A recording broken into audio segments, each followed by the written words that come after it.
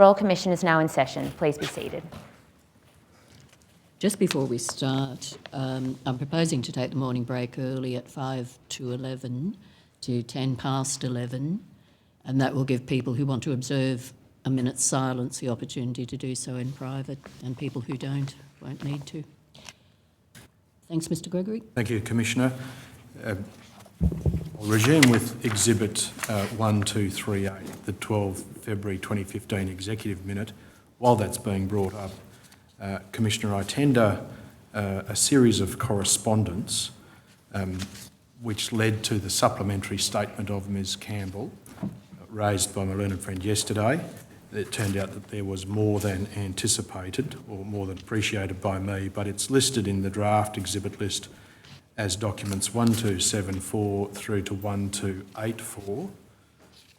All right. 1274 to 1284, the documents are admitted in accordance with the schedule. Thank you, Commissioner. And I should indicate I appear with Ms Marsh today as well. Thank you. Everybody else is the same? Or? This morning I appear with Mr Glover and this afternoon with Mr Vidal. Thank you. Right.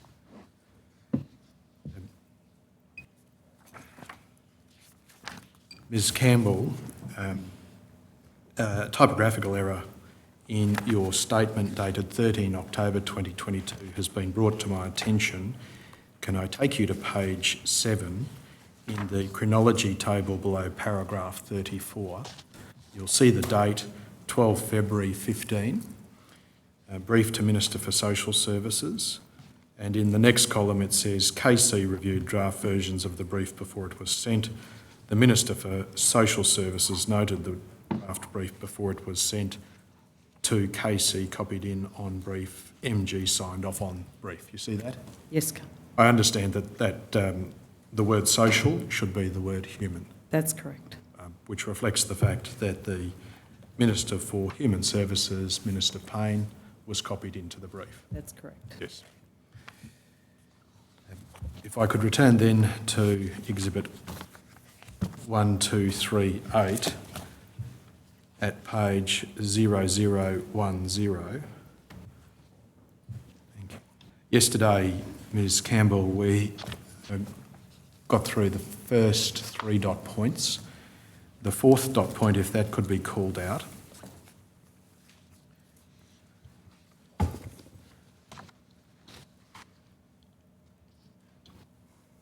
The proposal dealing with systematic clean-up of existing error and non-compliance continues at dot point 4 and sets out that the proposal uses information already obtained from the ATO as part of the normal data matching process. It does not involve any additional demands on the ATO. That's the PAYG summaries which were obtained prior to this proposal being implemented over previous years. Yes. The highlighted passage identifies part of the change that was identified earlier in the minute, which you acknowledged yesterday, and that is that the ATO data would be used as the trusted source and removes the need for the department to be dependent on customer and business information. If I pause there, yesterday you identified that historically, that is up to this point in time, debts were raised by decisions of compliance officers after investigating a broad range of material. Yes, including ATO data. That's right, including the PAYG data and TFN data if it existed, and employee data if it was obtained, and the data on the DHS file that was obtained during the period of entitlement. That's correct. Yes. And so this, I suggest, represented a significant shift in the approach taken to reliance on PAYG data, from it becoming one of a number of factors to be considered to the trusted source. Yes, and the next sentence also. Yes. Also was it taken into consideration in the proposal? That is, the opportunity provided to the customer, that's what you're referring to? Yes. The opportunity envisaged in this proposal was that the customer could give evidence to correct the calculation of entitlement should they choose so. I think you indicated yesterday, but correct me if I'm wrong, that the calculation of entitlement involved that step of the comparison between the PAYG data and the income threshold in respect of what had been reported at relevant times by the customer. So my understanding is that calculation occurred after the recipient had the opportunity to update the data. Right. The calculation of entitlement then, as I understand that answer, is the presumptive concept of a discrepancy, which is not entirely calculated until evidence is received from the customer or not. The system was designed to, my understanding of the system's design was to allow the customer to update that data if they had other material, and for then the calculation to occur to determine whether there was a discrepancy after the recipient had the opportunity to update the data. I might try to identify the step before that, that is what calculation is done before the customer has the opportunity. So my recollection is that the recipient was identified because there was a discrepancy between the ATO data that was held and the data that was held in the DH system that had been declared. The material was to be presented to the recipient to determine whether that was a true reflection given the ATO data, and then if the recipient updated that data, then the discrepancy was then calculated at that point. That was the intent of the system. What this reflects is that there was an opportunity to provide evidence, but that might not always occur. There was an opportunity, and the intent was to give that opportunity to recipients.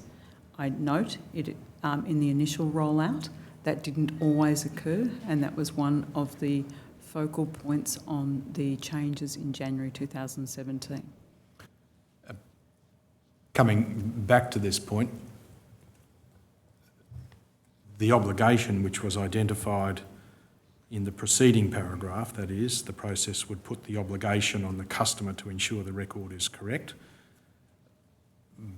This paragraph identifies that the obligation or the exercise of the obligation was a choice of the customer. So the recipient had always had the obligation to provide the correct data when they initially reported their earnings. This system had then found another source, which was the ATO PAYG information, which at this point identified that there may have been a discrepancy between what the customer had declared to DHS and what the had been registered with the ATO on earnings. The intent of the system was that a recipient would be presented with that difference and asked to provide further information or identify whether there was an issue. That issue may have been that the time frame for the ATO data was much narrower than the ATO had on their records, and that if the recipient indicated, for example, that they had worked only for a short period of time, which was not covered by the payments, that could be identified in the system and the discrepancy would be explained. That was the intent of the system. But at all points in the proposal, there was the transfer of the investigative responsibility from DHS to the recipient. In the previous manual system, my understanding was that recipients would be asked particularly about timeframes, whether or not they had worked in the timeframe that had been recorded by the ATO. And if, for example, they had said that they had worked during a narrower timeframe, that was some evidence that the recipient could provide to the manual officer, the officer conducting the manual compliance check, and that would satisfy that discrepancy if that was the case, and the case would be no longer continued. Of course, that's only one aspect of the investigation of the potential debt as we identified yesterday. What this proposal makes clear is the transfer of the manual investigative responsibility previously undertaken by compliance officers to an automated system where the obligation to investigate and explain is placed onto the customer. My recollection of the previous manual system was that there was a requirement for the recipient to provide information at that point as well. But at the point at which a compliance officer was conducting their investigation, including obtaining data from third-party sources. In the possibility of obtaining it from third-party sources, but my recollection was that recipients were also asked to provide the information, and in fact, if a recipient very quickly said they had not been working for the period that had been recorded in the tax system, that allowed for the investigation to be concluded more quickly. The point is that in the previous system, the obligation was on the compliance officer to obtain and assess available information before making a decision. Yes, but that information could have been sought from the recipient. But it's only one potential source of the information. There were others available, as you identified yesterday. Yes. But irrespective of the potential source of information from a recipient, in the course of a manual process undertaken by a compliance officer, the obligation to collect evidence, analyse it and arrive at a debt decision was at all times on the compliance officer. Yes. Yes.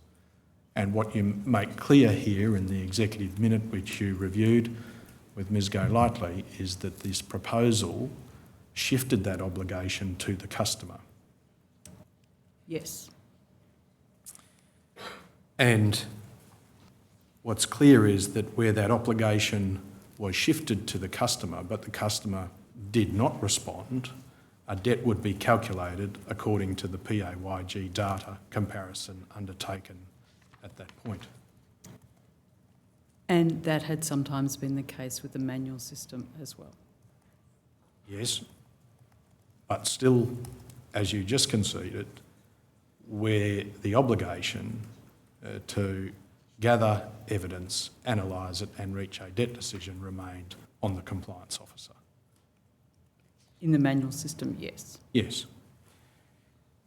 And at no stage in the manual system, I suggest, was there the raising of a debt, that is the previous manual system, at no stage in the previous manual system was there the raising of the debt by bare comparison between the numbers on a PAYG data summary from the ATO and income reported by a recipient during the period they received the benefit. I don't think I could say that conclusively. It would only be in the rarest of circumstances. Would you agree with that? No, I don't think I can say that. I don't think I can say that conclusively because I have not gone back and taken a sample of the manual cases.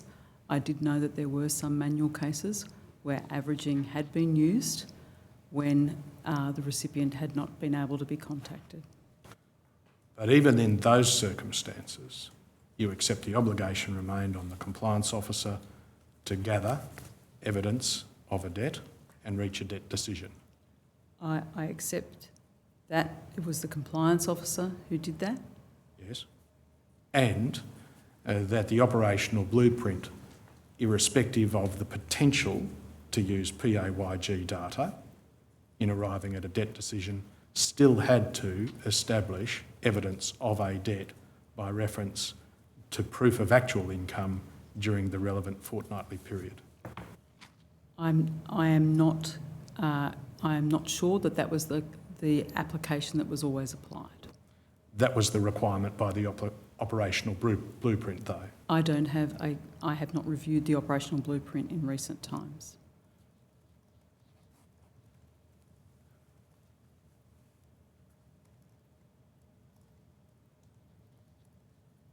What this did in paragraph 4 was change significantly the evidence available to calculate a debt compared to the manual process by treating the ATO data as the primary evidence rather than just a trigger. Correct? Correct.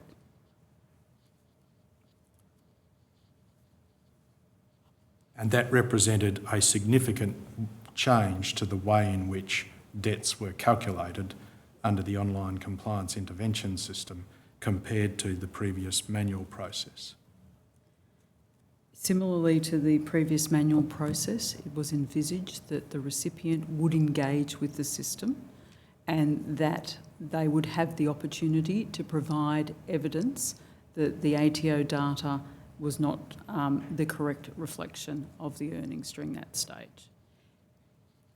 Yes, we might be repeating what has already been said in respect of only one part of the pre-existing manual system. I'm suggesting the change that you identify in dot point 4 represented a significant change to the way in which debts were calculated or proposed to be calculated under this new system.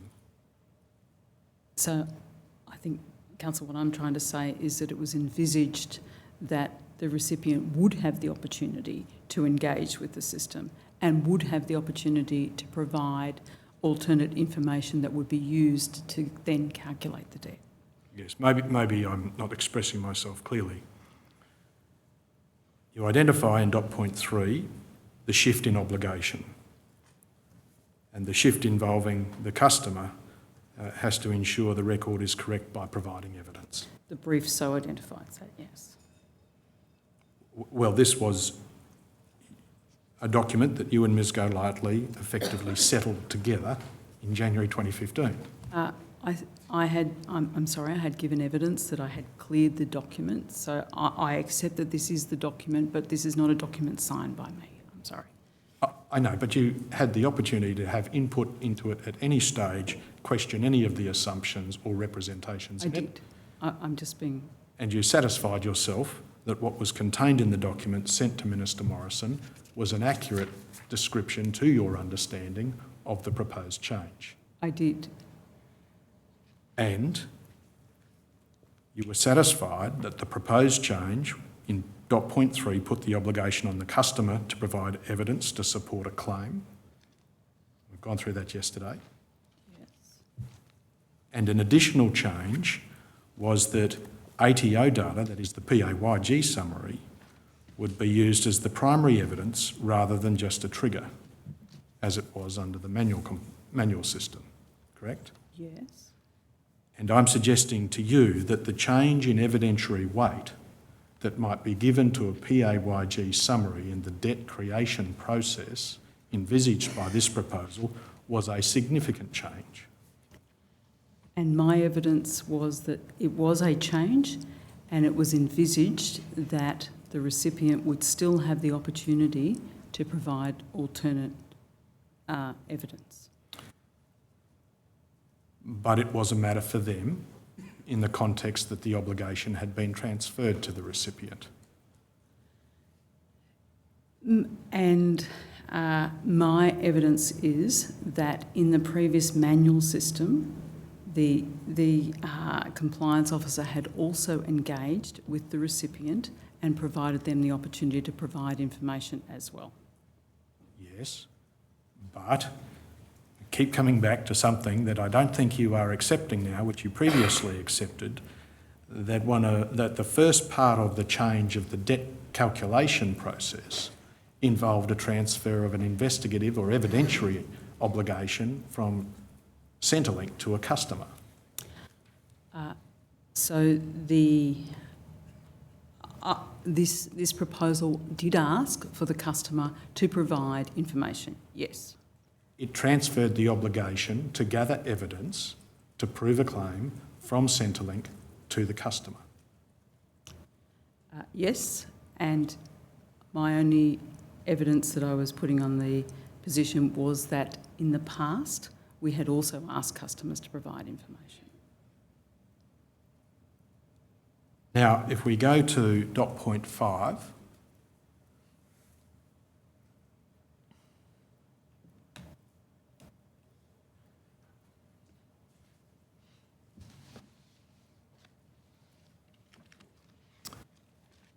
The numbers identified in this paragraph are significant, both in terms of interventions over the 4-year measure and the estimate of 1.2 billion in gross savings and debt.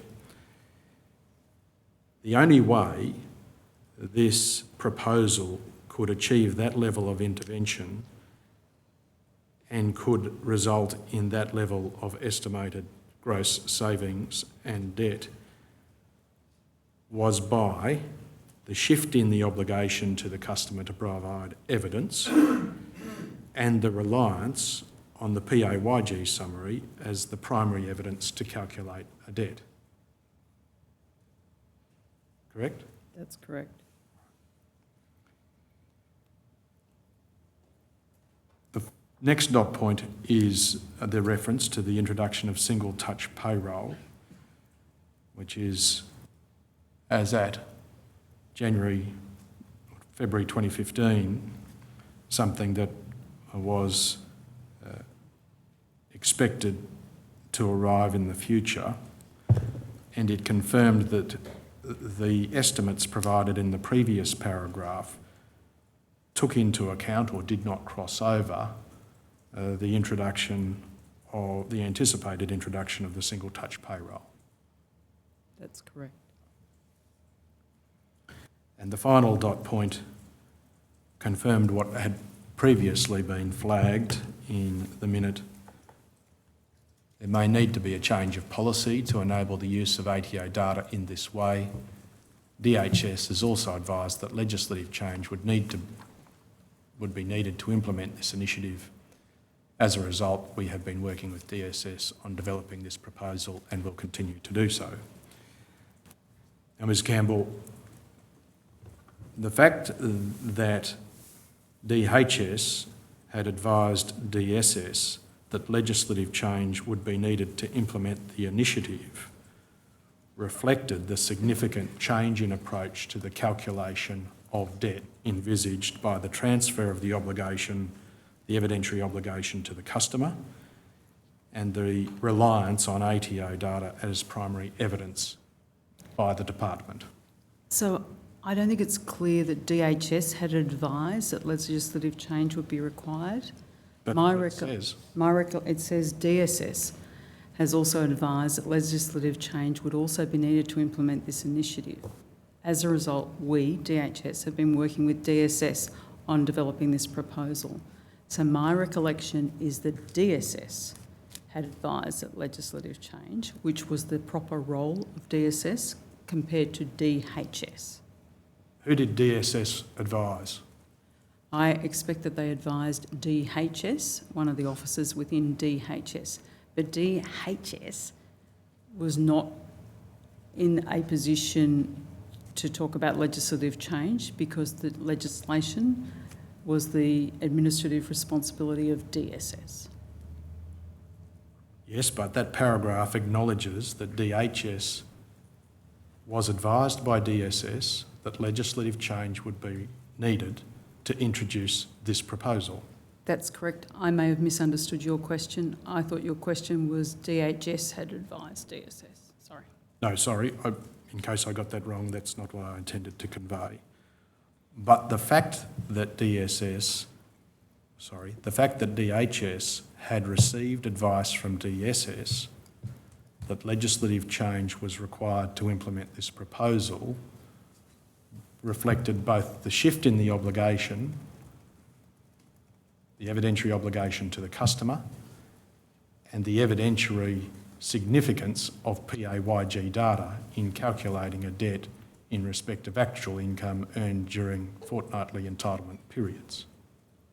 So it's not clear to me that both of those elements were in DSS's mind when they suggested legislative change was necessary.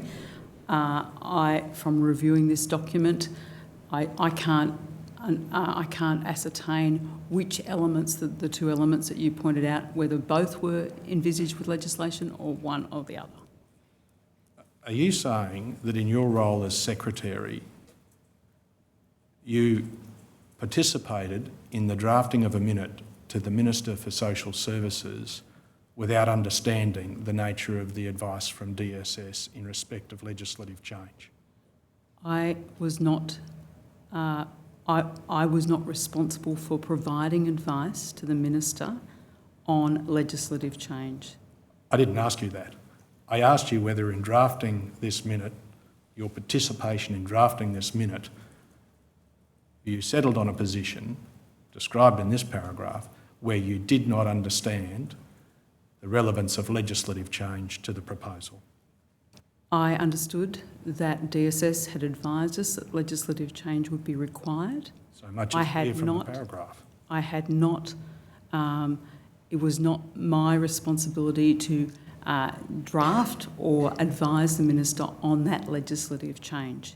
This proposal had asked the Minister whether he wished to pursue this, and then it was envisaged that DHS would work with DSS. But DHS was not responsible for the legislative change. That was the responsibility of DSS. I'm not talking about who's responsible for what. I'm talking about your understanding of what was meant by the advice that legislative change would be needed in the document that you participated in drafting. And as I understood your earlier answer, you didn't know what particular aspect of the proposal legislative change was needed for. So in this brief, we did not articulate what the legislative change was. We articulated that DSS had advised that legislative change would be necessary. Yes, you're still not answering my question. My question relates to your understanding of the advice. In what respect did you understand legislative change would be needed to implement this initiative? I understood that DSS had advised that legislative change was necessary. I had not turned my mind to which parts of the legislation would need to be changed because I was not responsible for that legislation. Again, I didn't ask you what part of the legislation needed to be changed. I asked you what part of the advice about the need for legislative change related to whatever aspect of this proposal. I cannot recall that I drilled into what parts of the legislation needed to be changed. It didn't Would take... this affect your department? The fact that the legislation under which you operated had to be changed? Wouldn't it be something you'd want to know about? Commissioner, the split between DHS and DSS at that time was that DSS was responsible for the legislation and Sure, DHS... Look, I think you're saying the same things you said to Mr Gregory. They draw it, but it would affect your department, surely? It would affect our department, but... So didn't you need to know what it would do, how it would affect your department? We were administering many programs for many policy departments with many pieces of legislation. And it was our practice and the administrative arrangements orders that those departments were responsible for those pieces of legislation. So what were you going to do, sit back and see what changed and worry about it then? Or would it not affect your day-to-day functioning if there were a change in the legislation under which you were operating?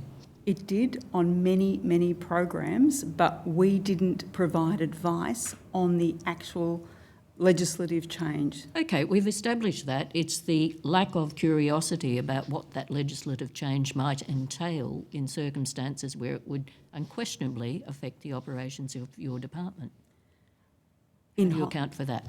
In hindsight, it looks like a lack of curiosity, but I note that at that time we were relying on the policy departments to provide the legislative advice. But you don't know what the legislative advice was. You didn't ask what would change. No, I didn't, because at this point in time we were asking for agreement to pursue these issues, and this was a pretty preliminary piece of advice asking whether we should continue to move through this, and I had envisaged that the Department of Social Services would work through those legislative change items. Well, no doubt Mr Gregory will go on to establish how you did the working through. Mr Gregory? Yes. You said you didn't drill down into what the legislative change was and to how it related to various aspects of the proposal set out above. No. But it wouldn't have taken any drilling down, wouldn't it? You could have just said to Ms Golightly, have you got a copy of that advice that I can have a look at? Should we attach it to this minute? The legislative change or... DSS advice. We could have. It was probably an email of the type. We could have added it to the advice, but at this stage it was quite preliminary. We were asking the Minister, did he want us to pursue it? I would have envisaged that more detail would have been done as part of the policy proposal. You didn't need to drill down on it. You could have asked Ms Golightly for a copy of the advice. That's all you had to do. I could have, but we accurately reflected in the brief that DSS had advised that change would be necessary. Accurately have reflected that a change would be necessary in what respect of the proposal? The brief does not articulate which particular part of the legislation, and I do not recall. It could be all of it, couldn't it? It could be all. And so that must have meant you kept in your mind whether legislative change occurred as the proposal was implemented as a budget measure in the 2015-2016 year. So there would have been some 40 budget measures that the Department of Human Services was working on, and so I don't recall at the time in 2015 whether I asked whether legislative change had occurred. I did ask in 2017 and was advised that in working through the proposal, DSS had changed their position and did not think legislative change was necessary. Who told you that? In 2017? Yes. I can't recall. There was many meetings, but when we were working through the changes to the online system and went back and had a look at it, and when the Ombudsman was asking us about legal advice, that was part of that conversation. I recall that being part of the conversation there. Surely at that point you would have asked for some advice in writing. And we did have advice from DSS, which they gave to the Ombudsman in 2017, that the process was able to continue where the opportunity had been given to the recipient to provide information. I'm asking, surely you would have obtained that for you in writing? So under the advice from DSS in writing? Yes. Yes, and I recall seeing that advice after it had been provided to the Ombudsman. By DSS? By DSS. Right. Well, between February 2015 and the announcement of the measure in the budget, what steps did you take to ascertain whether legislative change and further DSS advice had been obtained? I don't recall taking any steps. Would you agree that the Department of Human Services was at this time an independent Department of State over which the Secretary of the Department of Social Services had no control or responsibility? The Secretary of the Department of Social Services, so the Secretary of the Department of Human Services was responsible for the operations of the Department of Human Services, but many delegations were derived from the Secretary of the Department of Social Services. You were an independent department? The Department of Human Services was an independent department, but under many of the programs that were run, those delegations were from other departments such as social services, health, and other departments for which we ran programs. So the payments, for example, were delegated. The payments in the Centrelink program were delegated from the Secretary of the Department of Social Services to a position called the Chief Executive of Centrelink. The powers for the health, Medicare and aged care were delegated to a position called the Chief Executive of Medicare. Those positions were not held by the Secretary of the Department of Human Services under legislation. the concept of delegation just means in practical terms that whoever has delegated authority exercises their own capacities to do what they've been delegated. That's correct. Yes. And your department would have been delegated, or persons within your department, including yourself, were delegated various things which were within your capacity to deliver. I'm not trying to be pedantic, but yes, the officers within the department were delegated the powers under the Social Security Act. The Secretary of DHS was not, but the officers within the department were. The Secretary of DHS had responsibility for the operations of the department, as well as the PGPA Act, Public Service Act responsibilities, but not the Social Security Act. And whatever was delegated to persons in your department, they were delegated on the basis that they did in fact have the capacity to do the job that they were delegated to do. Yes. So, delegation didn't detract from DHS ability to do whatever it was tasked, did it? No. All right. And did DHS have policy responsibility for the implementation of social security programs? So the word policy was heavily debated, and so DHS was responsible for delivering the policy, but they didn't have policy responsibility for the Act. Yes. That is, your department had policy responsibility for the act of delivery. For the act of delivering, we were responsible, but we did not refer to that as policy. The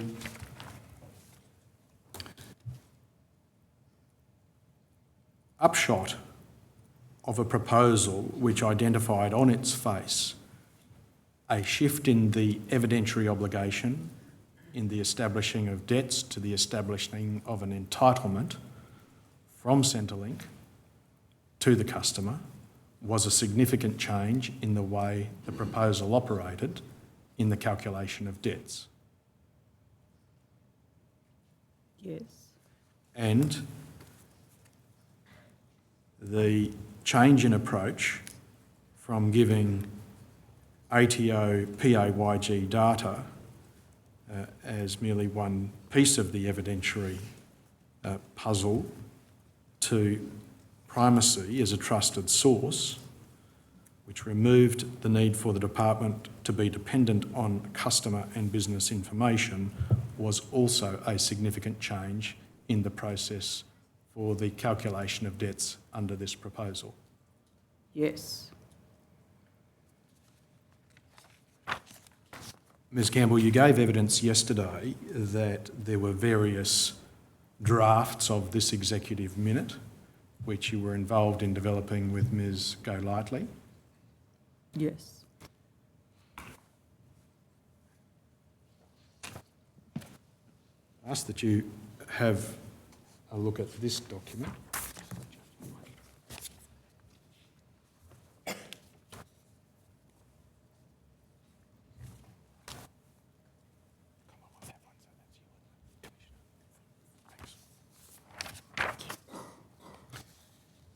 It's a late edition, so it won't be available on the screen, I don't think. Or it may be. In the event that it is, I'll read the number out. CTH.3008.0007.7589, and the attachment is 7590. I'll just ask for you to briefly peruse that, Ms Campbell.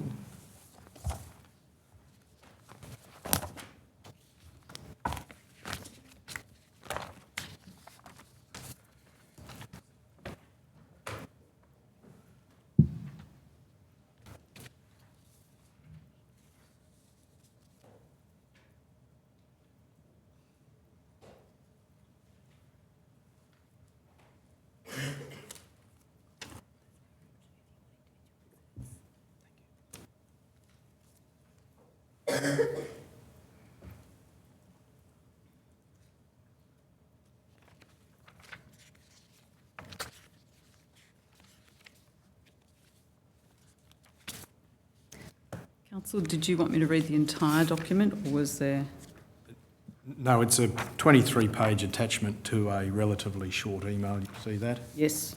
And the email simply conveys that from Ms Golightly on 15 January 2015 to yourself and another person, there was an attachment of a proposed brief for Minister Payne giving the response to the request from Minister Morrison, which you gave evidence about yesterday on 3rd December 2014, as a draft, and it appears to be the first draft of the brief that eventually went to Minister Payne for her review and approval for submission to Minister Morrison in the form of the 12 February 2015 minutes. Yes. Thank you. In the 10 minutes available, I just wish to identify some paragraphs of this very first draft to your attention. If you could go to page 8 of 23, this is document ending 7590.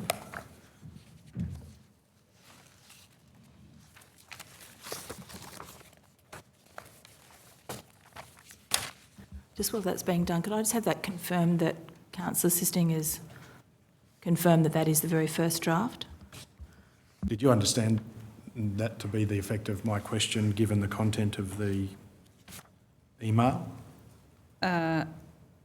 Yes, I don't recall. That might have been the first draft I saw. I would have to go back and review the documents and the email to see whether there was an earlier draft. All right.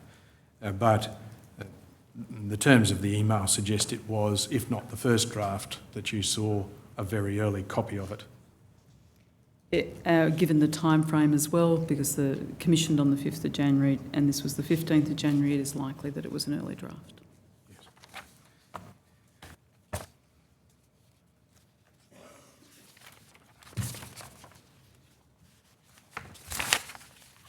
I'm sorry, I've lost track of what... No, that's okay. I think I skipped ahead in any event. Could you go to page 7 of 23? The number in the top right corner is 7596.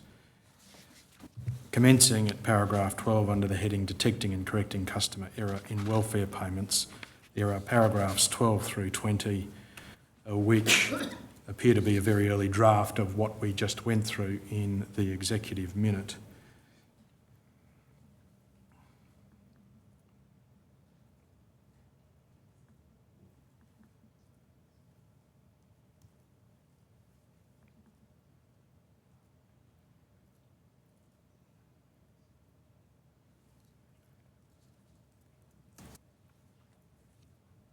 And I'll just ask that you read through down to paragraph 16.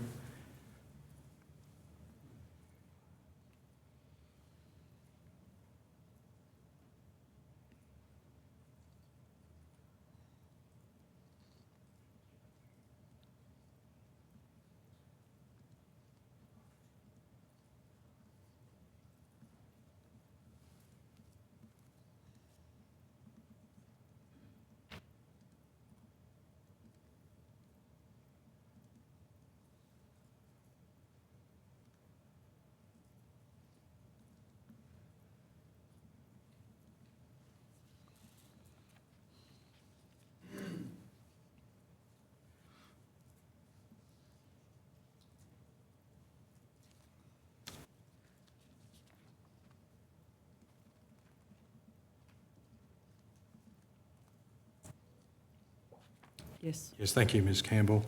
You can see in paragraph 16 the identification of traditional compliance reviews being staff intensive and that the ability to change the process, and I'll come back up to one of the preceding paragraphs, is limited due to legislative and policy constraints on the need to apply income fortnightly to determine overpayments, even if they occurred over several months or years, and even if income data is only available on an annual basis.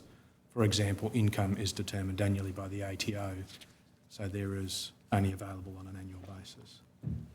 In this paragraph of the first draft you received from Ms Golightly, or an early draft that you received from Ms Golightly, the core issue of the difficulty in ascertaining actual fortnightly income to determine overpayments was identified by reference to annual data from the ATO.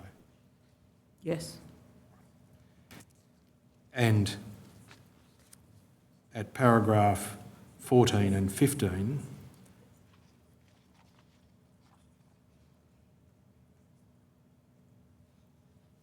the range of data that's currently matched is variable in both timeliness and quality, and the ability to use it in a timelier and more efficient manner is limited by legislation, policy, or the underpinning of the ICT systems. That was the state of play at the time this was drafted. Would you agree? Yes.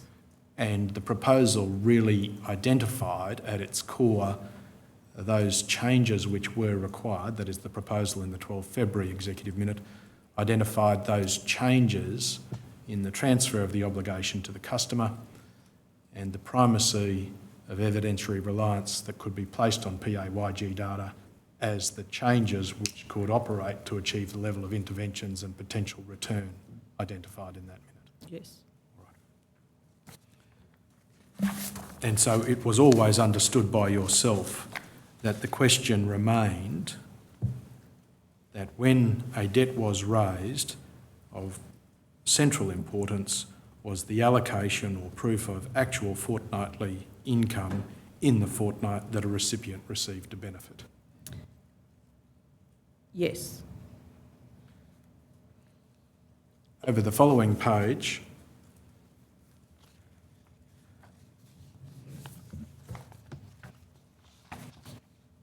there is a broader description of the background in paragraphs 17 to 20.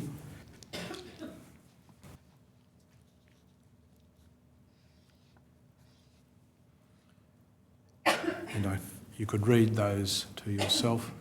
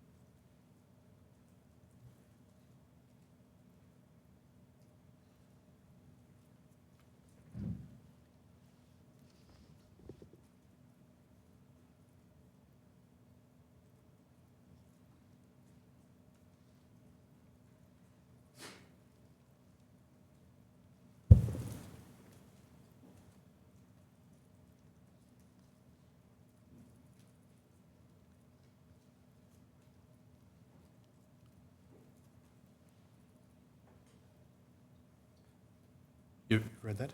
I have read that. Right, thank you.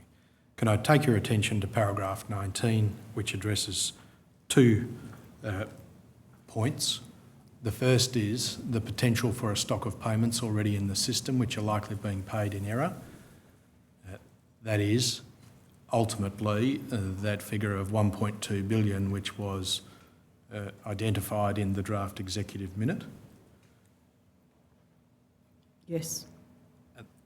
Secondly, the concept of addressing that in a cost-effective manner would require reconsideration of the policy and legislative constraints.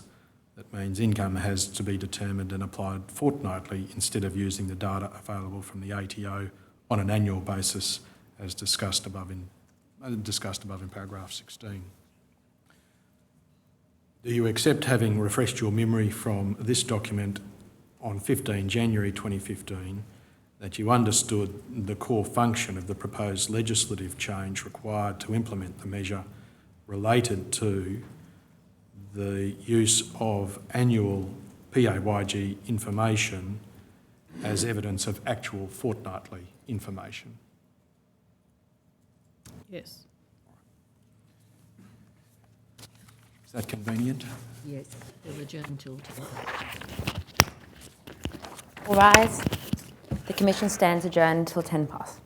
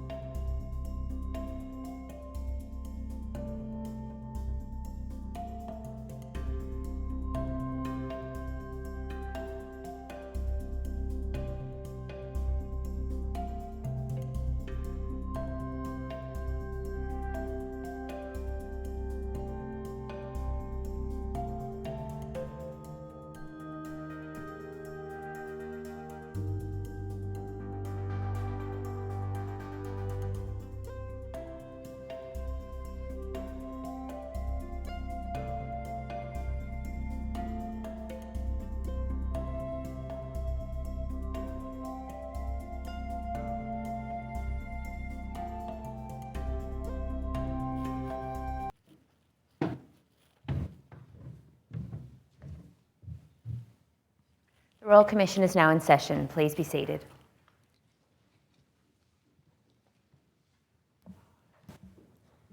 Yes, Mr Gregory.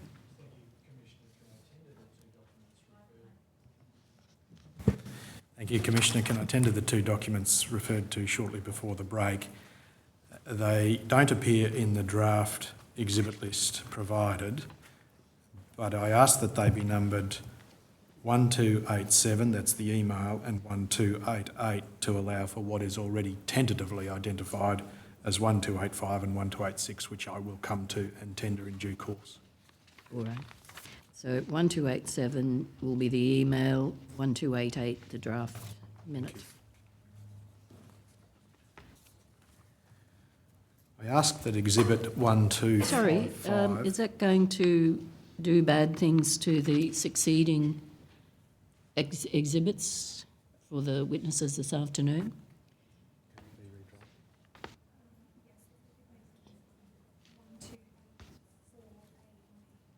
Because I can make them 1286A and B.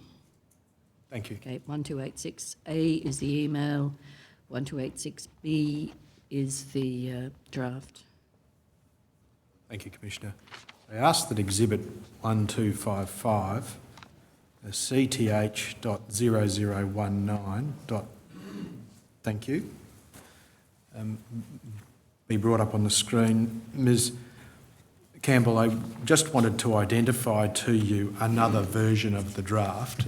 You gave evidence earlier that the process was the preparation of various drafts provided to Minister Payne for her review, because ultimately the minute was provided to Minister Morrison with her approval. Yes. Yes. And in the process of developing drafts and providing them to Minister Payne would make comments or ask questions about the process, which would come back and be incorporated into a revised draft. I don't recall how many times that occurred, so I don't have in my mind. I know that there was at least one occasion where feedback was provided, but I can go and look at more documents. That's all right. I don't have the covering email for this one right at this point, but can you confirm that this was a draft in which Minister Payne made handwritten notations on it for the consideration of your office and Ms Golightly in the development of the drafting process? I don't know whose writing that is, I'm sorry. It's not mine, but... Not Ms Golightly's? I don't recall whose writing that is, I'm sorry. Can you recall that it's not Ms Golightly's? No, I can't recall that. All right, there's another document I might take you to then. 1258 ending 3970. This is an email dated 10 February 2015 from Ms Golightly to Margaret Park in Human Services. Do you recall Ms Park? I'm sorry? Do you recall Ms Park? No, I don't recall Ms Park. The email sets out that there's another version of the draft brief from Minister Morrison. This one takes up comments we received from the Minister Payne on the version sent to her on 3 Feb. And the last sentence says, I've also attached a scanned version of the Minister's comments on the version provided to her under cover of B15/92. And I take you to Exhibit 1259, ending 3971.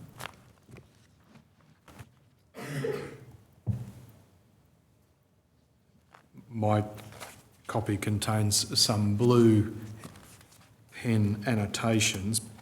I think they're coming up in black on that screen, but you can see that these are annotations which might be said to be minor edits in paragraph 2, 3B, over the page, paragraphs 5 and 6,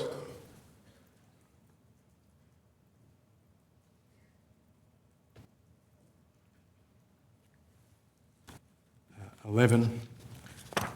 And if we then go to the page ending 3976, some further edits.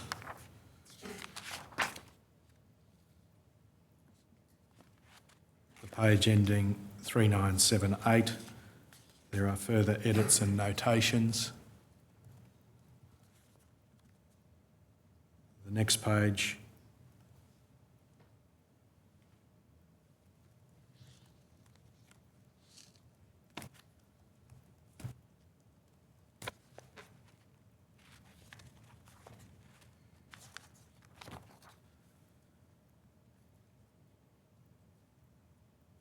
you can see those. I can see that there are edits, yes. There are further edits over the successive pages.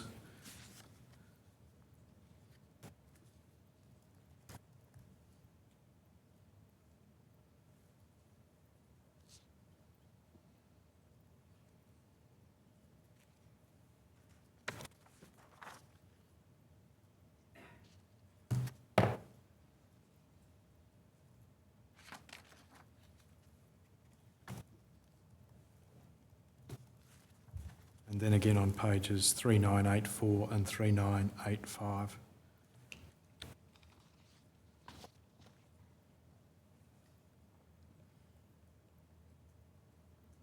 You might see on page 3984 the red circled word debts at paragraph 19.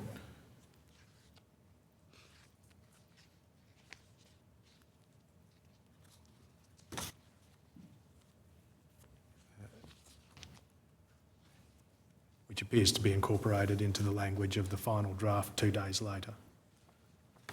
Yes. Having the opportunity to refresh your memory now from that draft and the context in which it appears as a PDF or a scanned version of the Minister's comments described as minor edits, does that appear to you to be Minister Payne's notations on a draft which existed as at 10 February 2015? So I have seen some words that I recognise the same script of Minister Payne, but I have seen some words that do not look like her writing. Okay. So it is not clear to me that this was all Minister Payne's writing. I see. Would you like the opportunity to go back and have a look at the previous document now that you've recognised some of Minister Payne's writing on this one? The previous document... The previous version, I'm sorry. which was marked up. It was incorporated. I'm happy to have another look at that document. Yes. All right, thank you. If we could go back then to Exhibit 1255.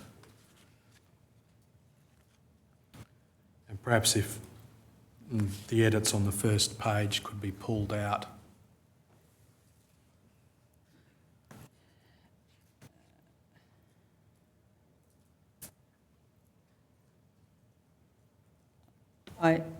Particularly that bottom one, I don't recognise as Minister Payne's writing. Do you recognise other annotations there from Minister Payne's writing? I cannot be sure that they're Minister Payne's writing, no. All right. I'll just go through the next 2 pages to see whether there is anything there that you recognise. And if you'd like to have a closer look. Could I have a closer look at paragraph 12 and 9, please?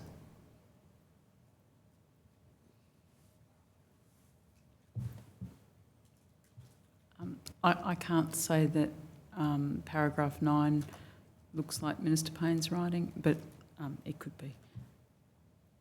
And paragraph 12? My recollection of Minister Payne's writing is that maybe the word random is her and nature otherwise, but I can't be sure that that's her writing. All right. Thank you. That exhibit can be closed. Who else was likely to be writing on this? Commissioner, it could have been someone in her office who had edited and gone through it, an advisor in her office may have done a preliminary review of the document. Thank you.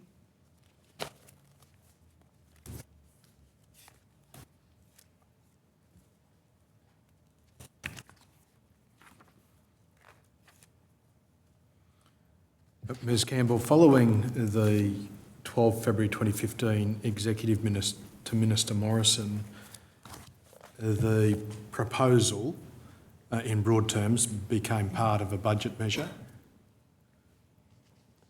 That's my understanding, yes. And you were involved, or at least aware of, the costing of, some stage of the costing process of the measure? The costing of the departmental expenses for the Department of Human Services, but not the outlay expenses, the number, the $1 billion number, because that was costed by the Department of Social Services.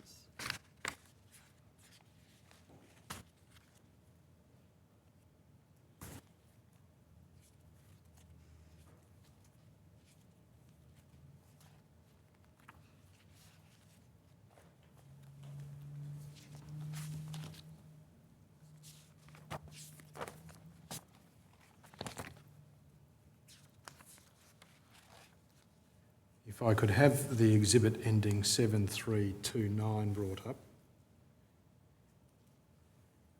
7329? Ending 7329, yes. Do you know the exhibit number? I'm just having it searched.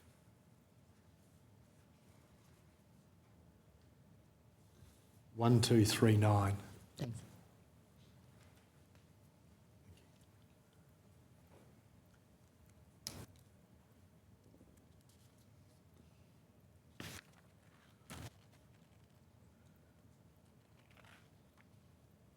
Ms Campbell, I'll just ask you to read through the sequence of emails there. Let me know when you've finished page 1.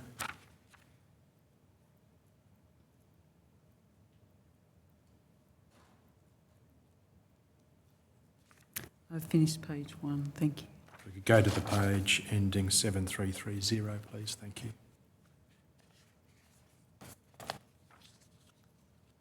I've finished the second page, thank you. And the third page. I've finished that page, thank you. On that last page, 7331, there is a reference to what appear to be 2 attachments, Secretary Brief 0019. Could I just have that document brought down? I'm identifying. It has some personal information on it. Certainly. Perhaps you can show Ms Campbell a hard copy while that's being readied.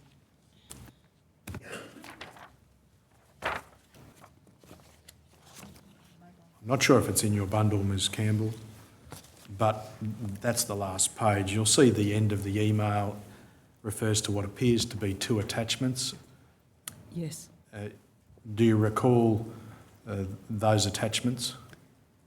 I don't recall those exact attachments, but I recall that when I was being asked to clear costings, there would be a secretary's brief outlining the departmental costs and the spreadsheet that would support the costings that were in that departmental cost. And those are the 2 documents? Yes. The Secretary's brief, that is a brief by your department to you? That's correct. And the attachment was the spreadsheet with the numbers in it to support the costings? That's correct. Thank you. If I could have that page back.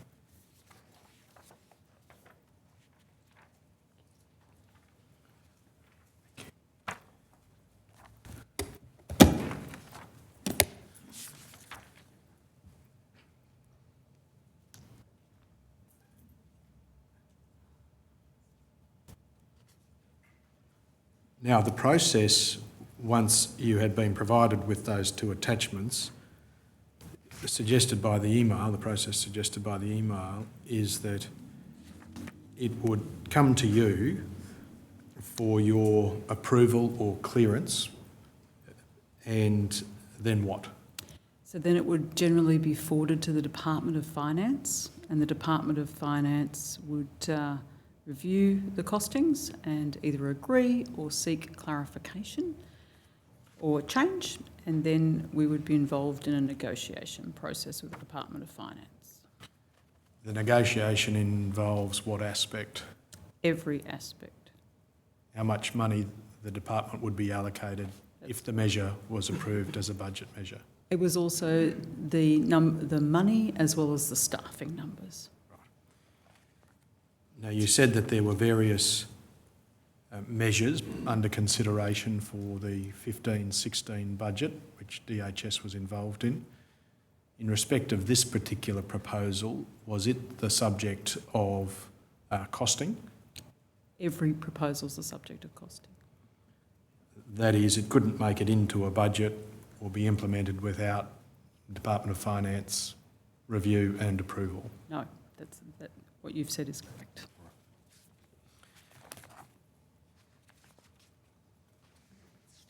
Can I ask that Exhibit 1240 ending 8121 be brought up? Just the first page. Thank you.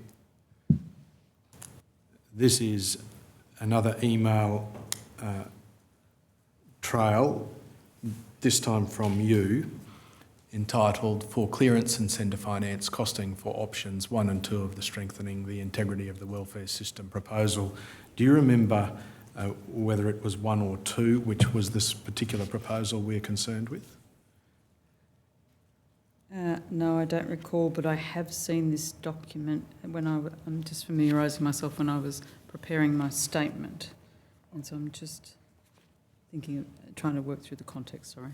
That's okay. No, I don't remember whether it was 1 or 2. There would have been attachments, option 1 and 2 down. At some point, yes. You record there that you are happy for it to go to Melissa, that's Melissa Golightly. That would have been code for I'm happy if Melissa's okay for it to go to finance, yes. Right. There was a reference to counterparts. Is that counterparts in the Department of Social Services? I believe that could have been counterparts in the Minister's office, but... Is that a DLO position? No, I think that would have been an advisor position. An advisor position. And then there is a reference to you saying you will ring Finn tomorrow to alert him to the issue.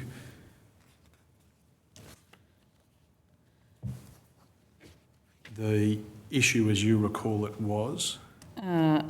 No doubt, and I haven't got the Secretary's brief here, but my recollection is that the Finance Department were looking for a cheaper option with lower departmental costs.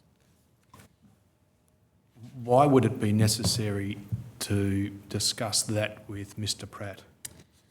Or appropriate to discuss it with him? Minister Payne was not a cabinet minister at this time, and sometimes when we were having altercations or negotiations with the Department of Finance, it was necessary to have a cabinet minister involved. And that would have occurred through Mr. Pratt? Yes. And Minister Morrison, yes. And that makes sense because Minister Morrison had reviewed the minute that was addressed to him with the proposal and indicated his support for it. Minister Morrison was the portfolio minister. Yes. And this would have been in part of the portfolio budget statement, which he had leadership of. And that leadership occurred in the context of the 12 February 2015 executive minute. That leadership occurred for all proposals because the portfolio included both the Department of Social Services and the Department of Human Services. There would have been one portfolio budget submission, and Minister Morrison would have had the prime carriage as the senior minister on that.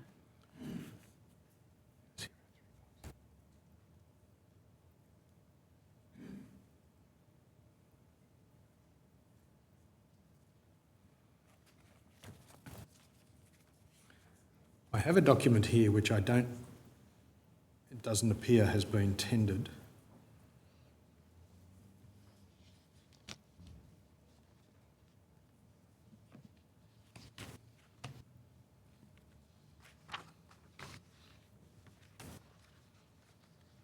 I'll just show you my hard copy. Oh, right. Now, I understand why it might not be part of the material now. I'll leave that. The costings process involve submission of documents to Cabinet ultimately. The costings,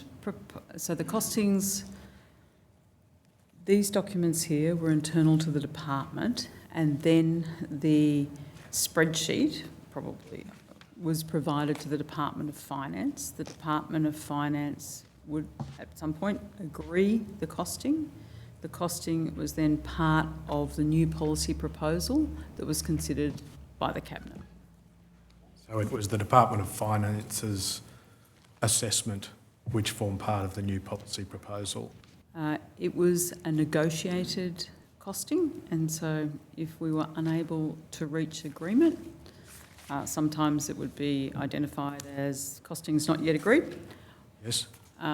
And so the submission came from the Minister, and so we always sought to have agreed costings because that was a more streamlined operation of the process.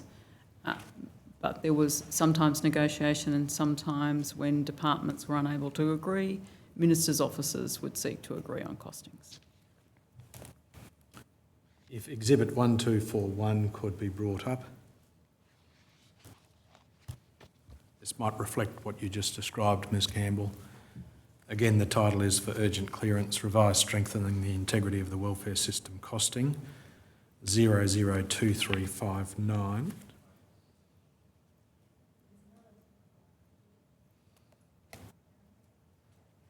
Commissioner, could that document be removed from the public live stream? Commissioner, could I just raise, there's a number of documents that my learned friend has referred to that have not been redacted for personal information consistent with your previous non-publication directions. I suspect may have something to do with their very late receipt, but I could be wrong.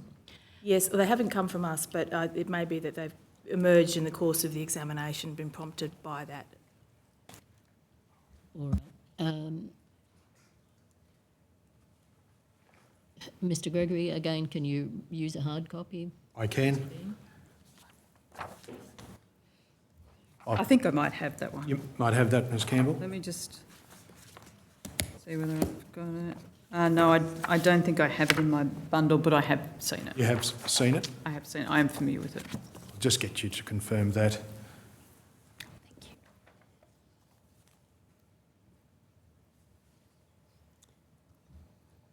Yes, I have seen that. You have seen that.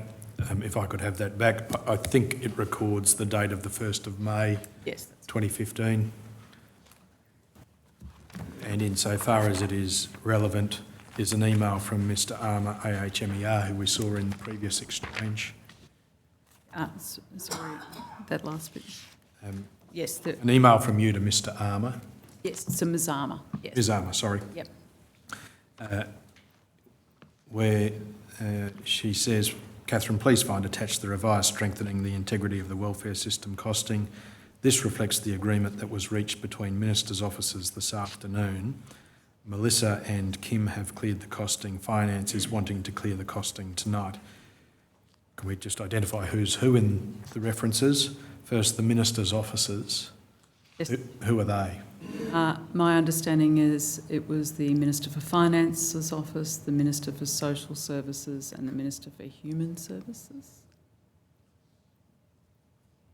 Was Minister Cormann the Minister for Finance at the time? He was. Melissa, we know, is Ms Golightly. Kim, The Acting Chief Finance Officer, in my recollection, within your department. in the Department of Human Services.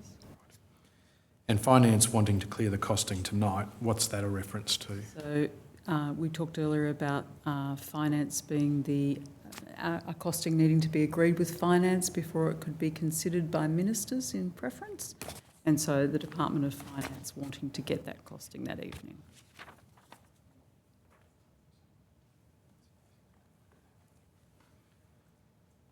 Do you recall this period of time in relation to the costing process and the tight time frame? I do. I'm not sure. I have refreshed myself with that email and seen it, so I've refreshed. But during this period and during all budget periods, there would have been many, many, many costings like this. And was it normal or not unusual for the time pressures to resolve questions of costing to be made at short notice under significant time pressure? Yes, mostly those emails came in with, I remember Mazama having to work very long hours and talking to her in the middle of the night often.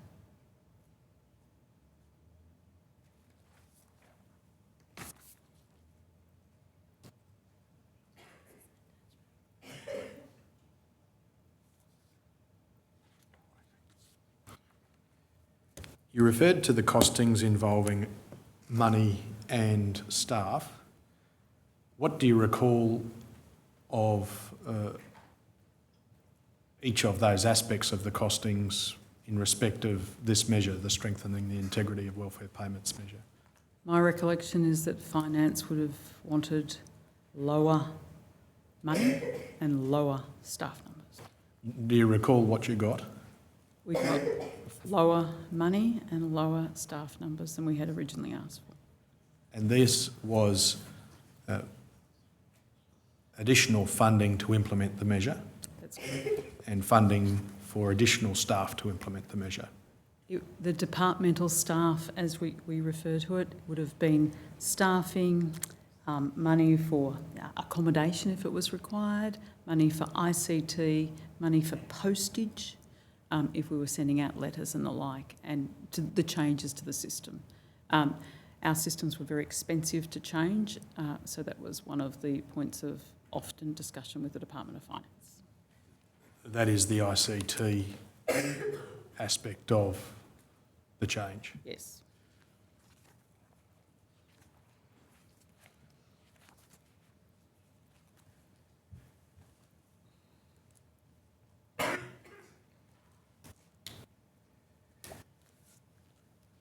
Do you recall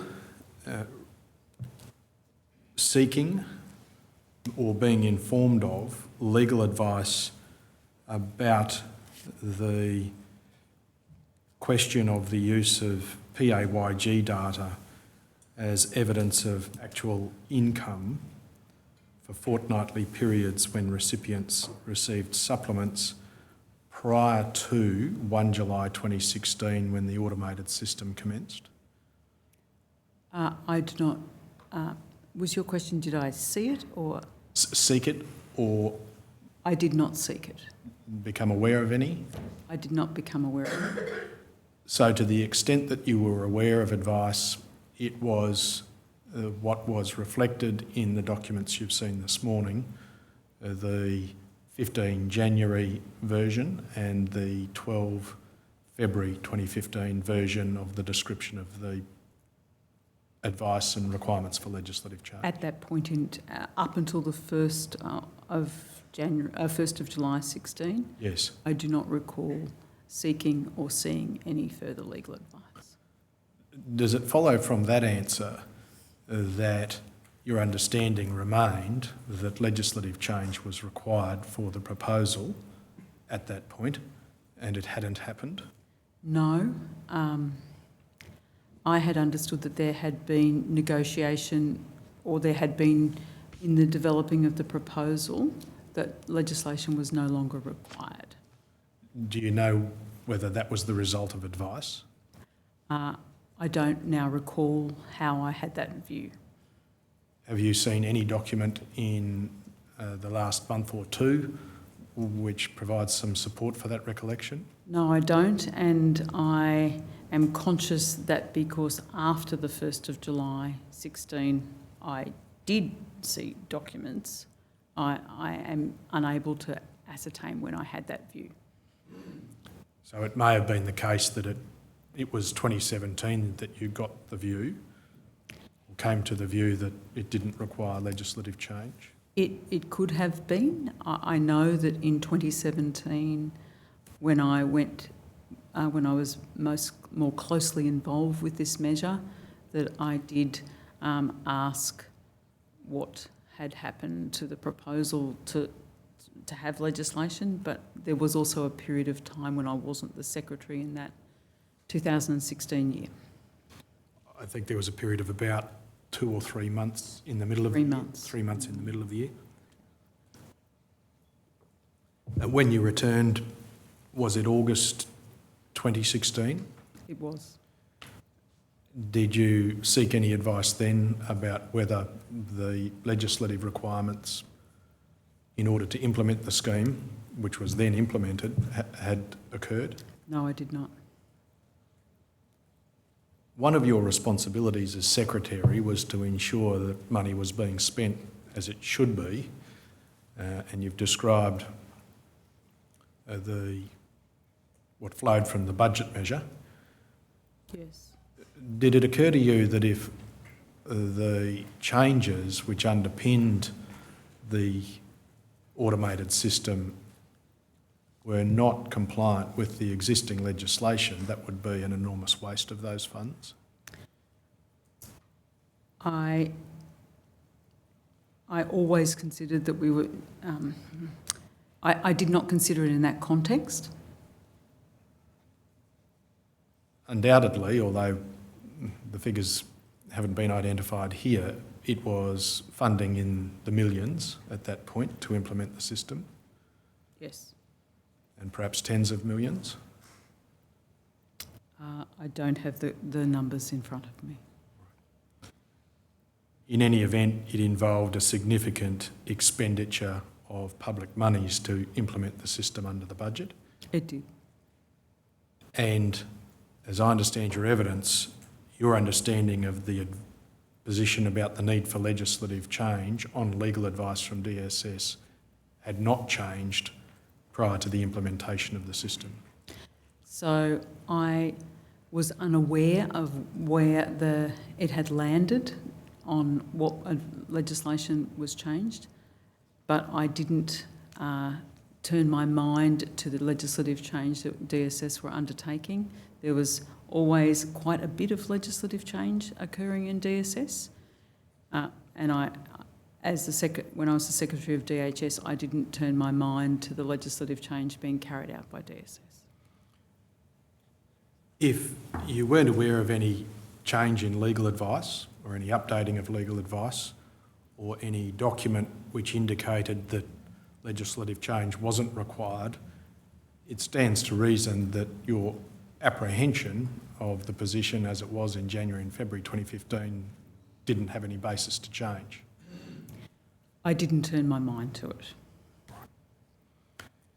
Although you indicate that the responsibility for legislation and change of legislation was the responsibility of DSS, surely the responsibility for the implementation of the program, the automated program, and its lawfulness in the manner in which it was implemented remained your department's responsibility. Implementation was our responsibility, yes. Including the lawfulness of the method of implementation. Yes. And that's why in 2017, the Department of Human Services had carriage of appeals against debts raised by the online system in AAT Tier 1 cases. So the Department of Human Services, from a legal perspective, had represented the Secretary of Social Services, and there was quite a lot of confusion about that. But the Department of Human Services, had a large legal team who did the AAT decisions and those decisions that came from the operations of the Act. And was that large legal team headed by Annette Musolino? Annette Musolino was the Chief Counsel at one point, but there were other Chief Counsels, and I don't have in front of me the dates or the times when there were different Chief Counsels. And does the responsibility for the legality of the implementation of the online program being that of DHS, explain why in 2019 DHS had carriage of the response to the challenges in the federal court brought by Ms Masterton and Ms Amato. DHS had responsibility in consultation with DSS under the Legal Services Directions. That the administering entity for the Social Service Act is the Department of Social Services. So consultation on matters that may have an impact on legislation were discussed between the Department of Social Services and Human Services. But insofar as those challenges were brought in the federal court, DHS was effectively the client instructing the Australian Government solicitor. In consultation with DSS, because DHS were acting on behalf, or it was still called DHS, on behalf of the Secretary of Social Services. And does the responsibility for ensuring the legality of the implementation of the scheme explain also why the Solicitor General's opinion in 2019 reflect that it was a brief raised by Services Australia, formerly DHS? So now going to my role as the Secretary of the Department of Social Services in 2019, the Solicitor General was briefed and the agreement was with the Department, with Human Services were doing the engagement, but the questions were finalised with the Department of Social Services. So if you had asked me as the Secretary of Social Services, I would have said we had jointly briefed the Solicitor General. The reference then to Services Australia on the face of the opinion reflects the very significant role played undoubtedly in a practical sense by Services Australia, formerly DHS, in ensuring the legality of the implementation of the scheme. Yes, but, and I'm sure we will come to this at another point, as the Secretary of Social Services in 2019, I was disappointed that the Solicitor General's advice had gone directly to Services Australia without being copied to the Department of Social Services. I think you were appointed the Secretary of the Department of Social Services in about September 2017. The 18th of September. The 18th. The question of the legality of what was then described in the media and is now described by the letters patent as the Robodebt scheme was of significance from late 2016 onwards.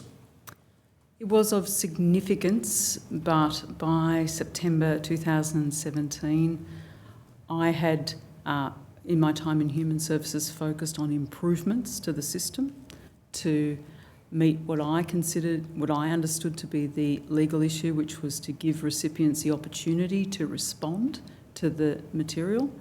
And by September 2017, this was not the main issue I was focused on in social services. But it might not have been the main issue, but it was certainly one about which you were aware from your time as Secretary DHS. I was aware. Indeed, heavily involved in defending the legality of the scheme. Defending, sorry? Yes. To any challenge about the lawfulness of it. So in January of 17, in February of 17, when the legal advice was provided by DSS to the Ombudsman, I had been aware of that legal advice, which had indicated that averaging could be used if all efforts had been made and exhausted to contact the recipient. My focus at that time was ensuring that the system and the processes undertook all efforts to contact the recipient, including registered mail and various other elements, and that it would only be used when that had all been exhausted. If legal responsibility or the responsibility for ensuring the legality of the implementation of the scheme remained with your department, Why wasn't advice obtained by your department upon the commencement of the scheme or prior to the commencement of the scheme? I think in hindsight, we would have, it would have been better if either jointly DSS and DHS had sought legal advice. That must have been obvious to you in December 2016 and January 2017. And DSS provided legal advice at that time. But the first you're aware of it is that it's provided by DSS to the Ombudsman. That was when I was aware of it. The criticism in 16 and 17 that I was particularly focused on was the system and the failures in the online, for people who were receiving calls from others about debts which they were unaware of. So my focus in the start of 2017 was on improving the online compliance initiative system so that it was better, people were better able to engage with the system. Would you accept that that focus was misplaced because the scheme was carried out with a failure to obtain legislative change which underpinned the implementation of the system? I accept that given the Solicitor General's opinion that we had been working on a false premise and that the work that we did at the start of January 2017 did not change that opinion, not change the legality of the issue. Well, the other bit of advice provided to the Ombudsman by DSS in early 2017 was a 2014 advice obtained at the request of DHS. You recall that? And that advice very clearly conveyed that the proposal advanced by DHS, that is in the executive minute, did not accord with the legislation. And in 2017, when I questioned that, I was advised that because when DHS provided information to DSS about the opportunity for the recipient to engage with the system, that they would have the opportunity to provide additional information, that this would only be used as a last resort. I was advised that then DSS had received legal advice that there was no requirement then to make changes to the legislation. And that's the premise I then worked off for the next couple of years. I will come to the premise from that point. I'm challenging your assertion that you were working on a false assumption up to that point because you had actual knowledge of the effect of the DSS advice and that it related to the use of ATO data to calculate actual fortnightly income during the fortnights a recipient received a supplement. And you had that in January and February 2015. I did when we proposed that we pursue this in consultation with DSS. I did not then have the final proposal, the final proposal which talked about legislation. But you knew that, in fact, the online compliance intervention program administered by your department involved, one, the transfer of the obligation to adduce evidence to support a claim, prove a claim for income support in the past, remained unchanged. You had actual knowledge of that. Yes, I was aware of that. And you had actual knowledge that PAYG summaries were used as a means of proof of actual income in fortnights where recipients had received an income support supplement. Yes. And you're right, please go on. And I don't have any evidence where I was provided advice that the Department of Social Services had at some point along decided that there was no requirement for legislative change. I have found no evidence of that. Yes. Neither has this Commission. So what follows from that is that your assumption reflected in the draft on 15 January 2015 and the final on 12 February 2015 had no basis to change. It had no basis to change, but I have found no evidence apart from the fact that I know now that the new policy proposal that went forward did not include the provision for changing legislation.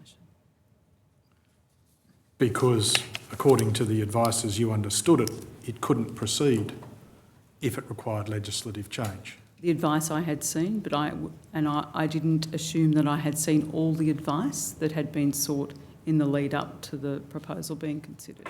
And you never sought to question how that could be, given the only advice you were actually aware of said the contrary. So, in reflection now, I didn't see the new policy proposal that went forward that indicated that legislation was not required. I don't know whether, and so coming out of a budget, there was a large range of legislation that was often required in social security. And I didn't turn my mind to whether or not legislation had been enacted for this measure or not. Well, can I suggest to you the reason you didn't turn your mind to it, given the fact that you didn't know that the new policy proposal then suggested no change was required, was because the Minister had given his support for the proposal, it had made the budget, and the costings had been done, and your responsibility was just to implement it regardless of the legality. No, I don't accept that. So I did not look at what the changes were, and I'm not sure, and I have found no evidence that I was clear whether legislation had been changed or not. Yes, my questions assume all that to be the case, that you had no basis to change your understanding of what was required because the critical components of the proposal had not changed. I was unaware. Of any changes to the question of legality. So I can't recall what I knew then versus what I knew from 2017. Let me put it another way. You've got no evidence of any basis which might suggest to you that your opinion about legality changed in 2015. I have no evidence of that.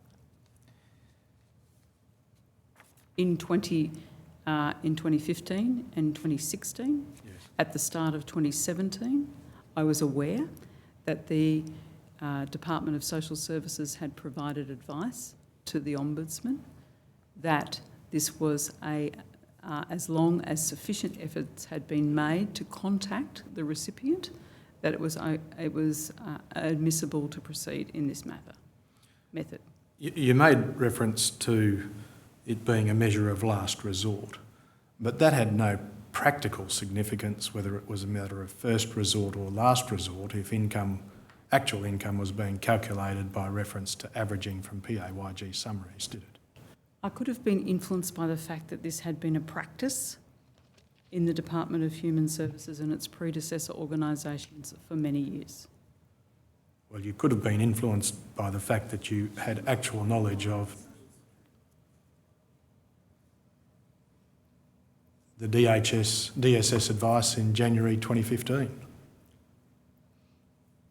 And I didn't conclude with that advice that the practices that had been occurring were not based in law. But you did conclude that the proposal was not.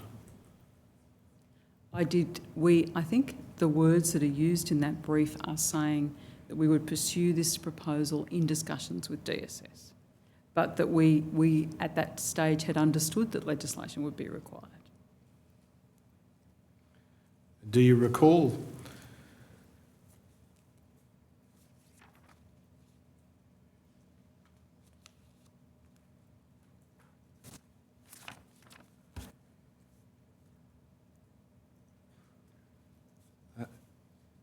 a conversation in early 2017 with Ms Golightly and Ms Musolino in relation to the question of whether DHS would obtain legal advice as to the lawfulness of the income compliance program.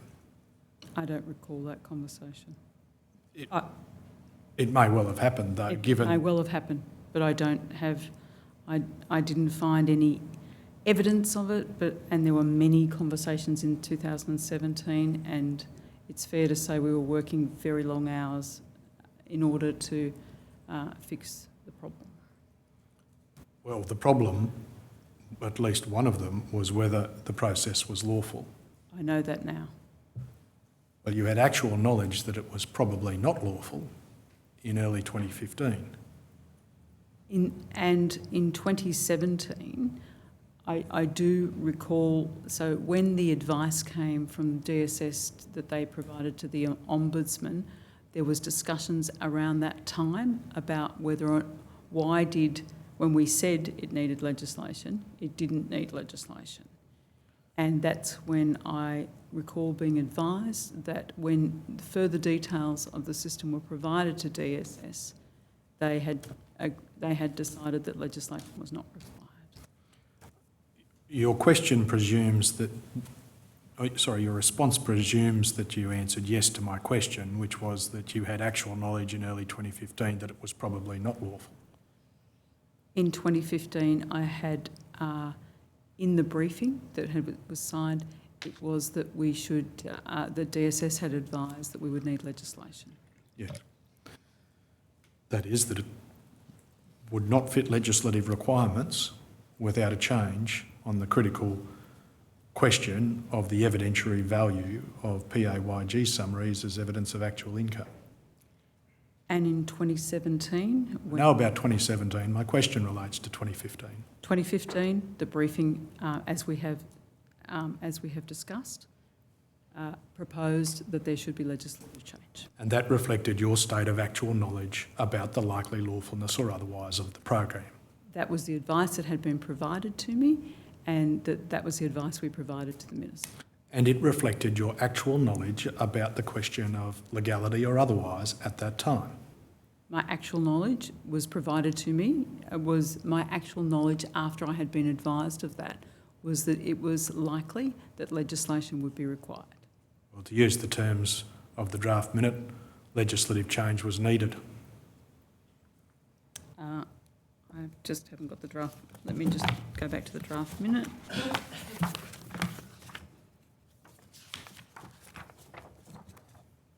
DSS has also advised that legislative change would also be needed to implement this initiative. Yes, that was the advice we provided to the Minister. And the state of your actual knowledge reflected that advice. So the state of my knowledge was that DSS had advised that legislative change would be needed. You had no reason not to accept the advice? I had no reason not to accept that advice. You did accept the advice? I accepted that advice and passed it to the Minister. It sounds as though you're also passing responsibility to the Minister for what they did with that advice rather than bearing it yourself. No, I am not. I am saying that DSS had advised that legislative change would be needed. What I'm saying is that legislative change was enacted by the Department of Social Services. Well, whether legislative change or not occurred, you say, was the responsibility of the DSS? So the brief is clear that we are relying on DSS advice about the need for legislative change.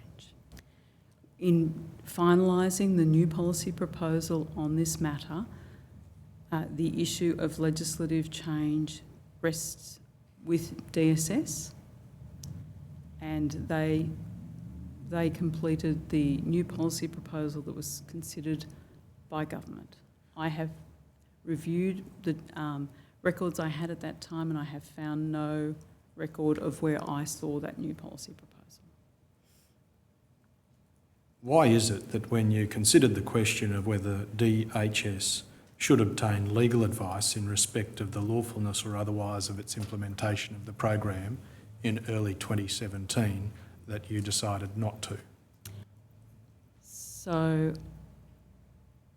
Under the legal services directions, we have what's called an administering entity, which is in this case, under the Social Service Act, the Social Security Act was DSS.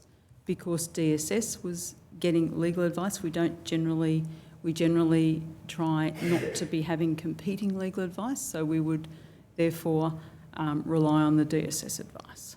But you didn't have it at that point in time when you were considering getting it. So I'm not sure the conversation that you referred to, what the date of that was I said I couldn't recall when the conversation was, I'm sorry. But the first you became aware of the DSS advice was when it turned up in response to the Ombudsman's inquiry. I think there had been discussions throughout January, and I don't have any record of those, and I have searched for a record of that to determine whether I was, when I first became aware, I do recall asking at the time, hey, we thought this needed legislation. Did we get legislation? If we didn't get legislation, why not? But it would have been of crucial importance to you as the administering entity with legal responsibility in respect of the lawfulness of the scheme to have your own position on it. So that's not how legal advice works always in the Commonwealth. So the legal services directions is very clear that if I was to seek legal advice as the Secretary of Department of Human Services, I would need first to go to the DSS, who was the administering entity, predominantly to find out whether there are many reasons why these legal services directions exist, but one of them is to ensure that we're not continually getting legal advice on the same matter, and that the administering entity has the first opportunity to say, we've got legal advice on this, or to understand the legal position. The administering entity? The legal services directions, which I don't have with me, I may have misspoke. It may be another phrase that describes... Well, let's not use the phrase. Is it DSS who has the first opportunity to get advice, or DSS? DSS. You're saying that's DSS responsibility? Yes. Under the directions? It doesn't say that they have the responsibility. It says if another entity wishes to seek legal advice on the administering... in this example, if DHS had wanted to seek legal advice on DSS legislation, they would need to go to DSS first. Why didn't you do that? I can't answer that. Well, you must have an answer of some form. You considered it not necessary, obviously. I don't think I said that. I said... Well, what possible explanation could there be? So secretaries don't always commission legal advice themselves. This was a very large department, and so there was no possibility that I could understand or be seeking advice on every element of the Department of Human Services.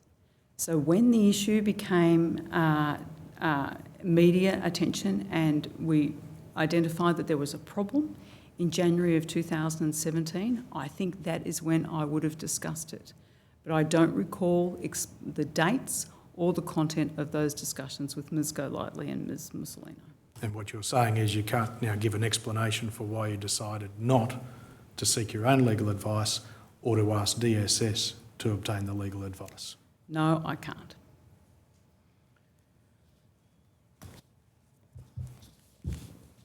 Did you appreciate there'd have to be a change of the basis of entitlement of recipients for this to work?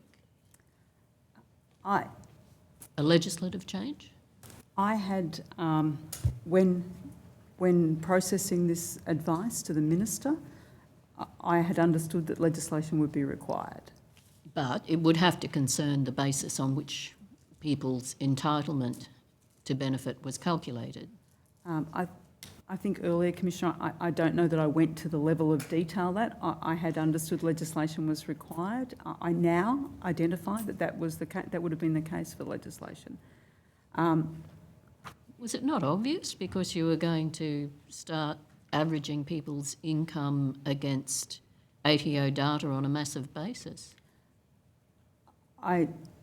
I don't recall whether or not I focused on that. I don't find any evidence from when this brief went to the Minister between then and the budget, me being involved with this process again, with this measure.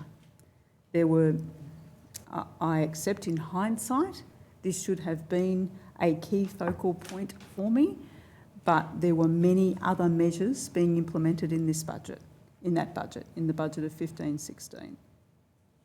Right, Mr Gregory? Thank you, Commissioner. If Ms Campbell could be provided with two documents, they are extracts from the 2015-2016 DHS annual report and the 2016-2017 annual report.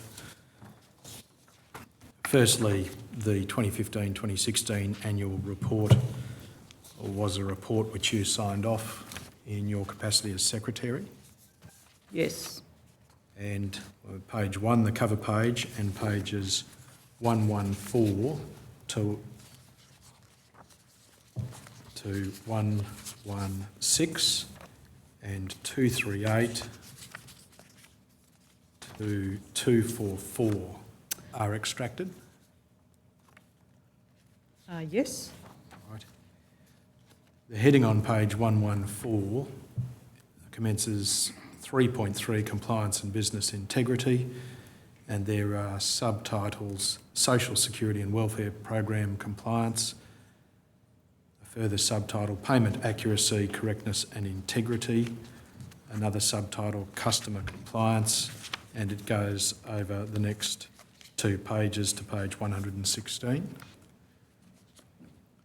And then pages 238 and following deal with Appendix E, data matching, the Data Matching Program Assistance and Tax Act of 1990, Data Matching Program Objectives, Program Cycles, Privacy Safeguards, Program Monitoring, Statistics, and various tables and cost benefits, and ultimately a chronology of various data matching cycles.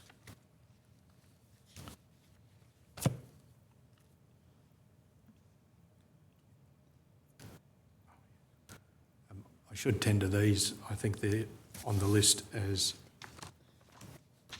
1285 and 1286.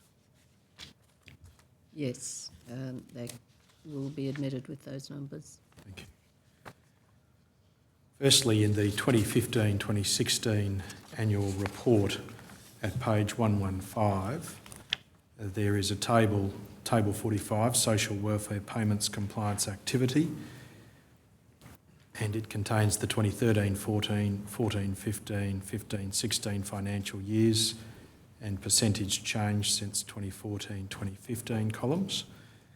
If you go to the row that says debts raised for the 2015-2016 year, you can see the figure 210,009 with the number 1 beside it, and the total debt value in that column in the last row, 694.6 million with the same reference. Yes. And the reference at footnote 1 reads, the introduction of the Strengthening the Integrity of Welfare Payments Employment Income Matching budget measure saw an increased focus on addressing historical overpayments. This compliance activity has resulted in a high incidence of debt and subsequently contributed to a significant increase in debt savings from the 2014-15 financial year. See that? Yes. This was the PAYG Manual Compliance Intervention Program in that financial year. That's correct. Which was modelled on the proposal but carried out by compliance officers. That's correct. And you refer there, or rather the report refers to the department's risk-based compliance approach uses data from a variety of sources to identify, thank you, and manage payment risks. Internal and external sources are used, and they include the Australian Taxation Office in the second dot point, other than using the Data Matching Program Assistance and Tax Act 1990. What's your knowledge of the basis on which the PAYG data was obtained, other than under the program, the Data Matching Program Act? I don't have any knowledge of that. Right. If you go over to the next page, table 46 identifies 2 rows, the number of reviews, 6,585 with the footnote 1, and you can read footnote 1, which refers to the employment income matching interventions, which uses pay-as-you-go payment summary data provided by the ATO. See that? I do. And that's another reference to what's now understood as the PAYG Manual Compliance Intervention Program carried out by compliance officers, but modelled on the proposal in the executive minute from February 15.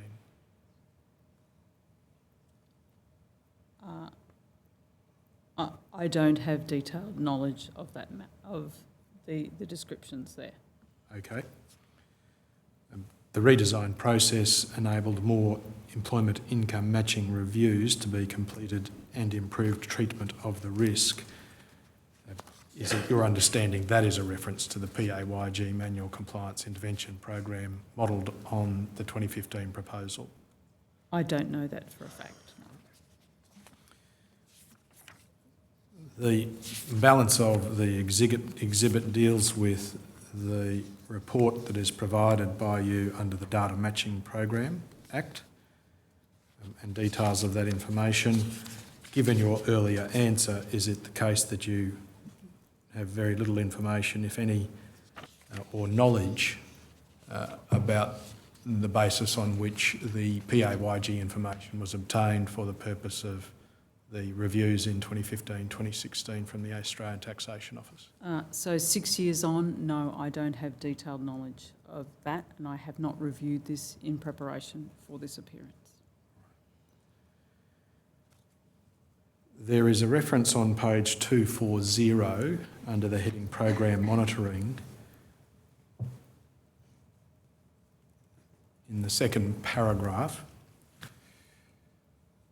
to an enhanced approach in 2016-2017. You understand that to be a reference to the online compliance intervention program, that is the automated aspect of the proposal to commence 1 July 2016. I don't have knowledge of that, and I don't recall that. It's said here that the new approach will replace the activity governed by the Data Matching Program Act and bring the activity in line with the department's other data matching activity and the OAIC's guidelines on data matching in Australian Government Administration, brackets voluntary data matching guidelines. It also indicated the program cycles under the Act would be phased out. Did you have any knowledge of that in 2016? I don't recall.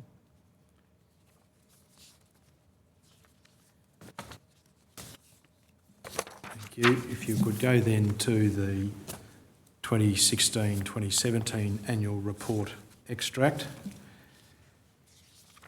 You will note that the extract is of pages 108, 109 and 110. See that? I do. Under the heading Potential Overpayments, it says that for over 10 years the Department's data matching processes have been governed by the Privacy Act 1988 and carried out in accordance with the guidelines on data matching in the Australian Government Administration issued by the OAIC.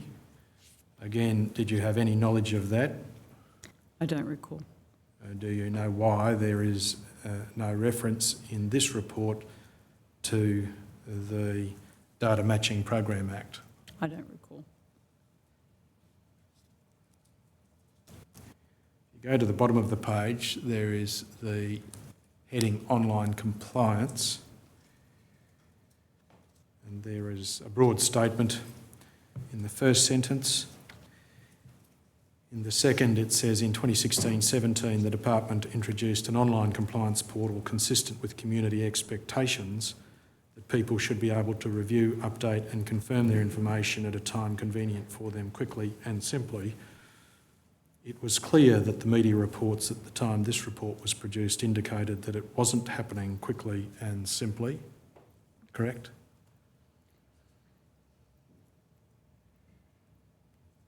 So The sentence talks about what the department introduced, and then the next paragraph, I think, talks about the fact that there had been controversy.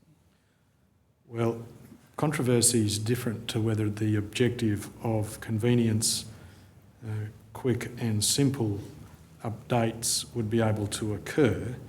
You were well aware at the time that this report was published that the media were consistently reporting, and had done so since December 16, that that objective was not being achieved. And the sentence said people should be able to review. I think we then caveated in the next paragraph by noting that there had been public controversy, and I don't want to get ahead, but I think it goes on to talk about what we were doing to address that. The next sentence says the introduction of this online portal did not change how data matching was undertaken or the way income was assessed and differences calculated. Given your evidence here yesterday and today, that sentence is obviously untrue. At this time, I considered that the system was legal. I accept that that is no longer the case, but my knowledge in 2017 was that the system, if we had provided the recipient the opportunity to respond, was lawful.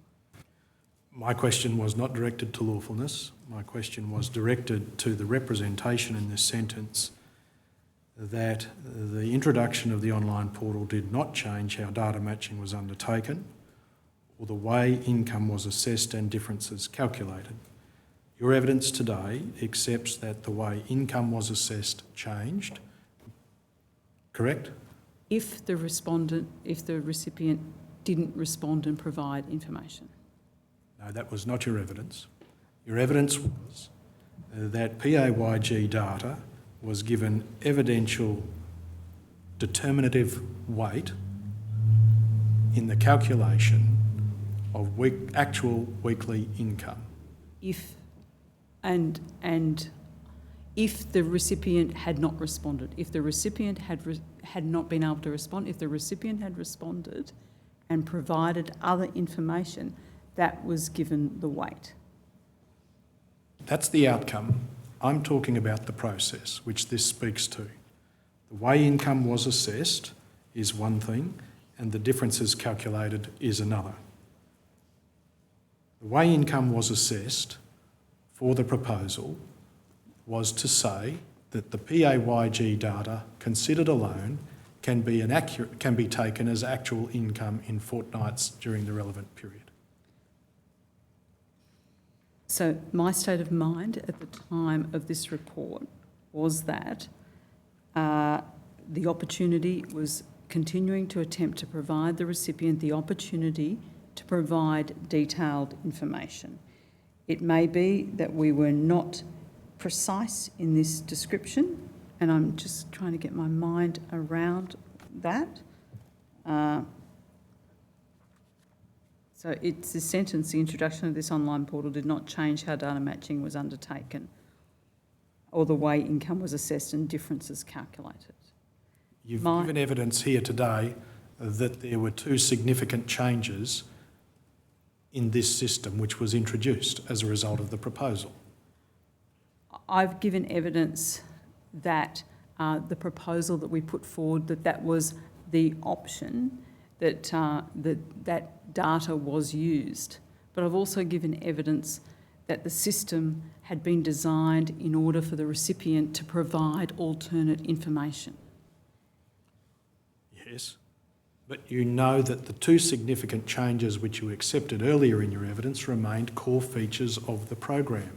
And another core feature was the ability of the recipient to provide information. I now know that not to have a legal basis, but at this time, I was under the understanding that the recipient, if they provided the advice, it was lawful. The question is about the change of process. This represents there is no change of process. This may be inaccurate. That's what I'm suggesting. It is clearly untrue.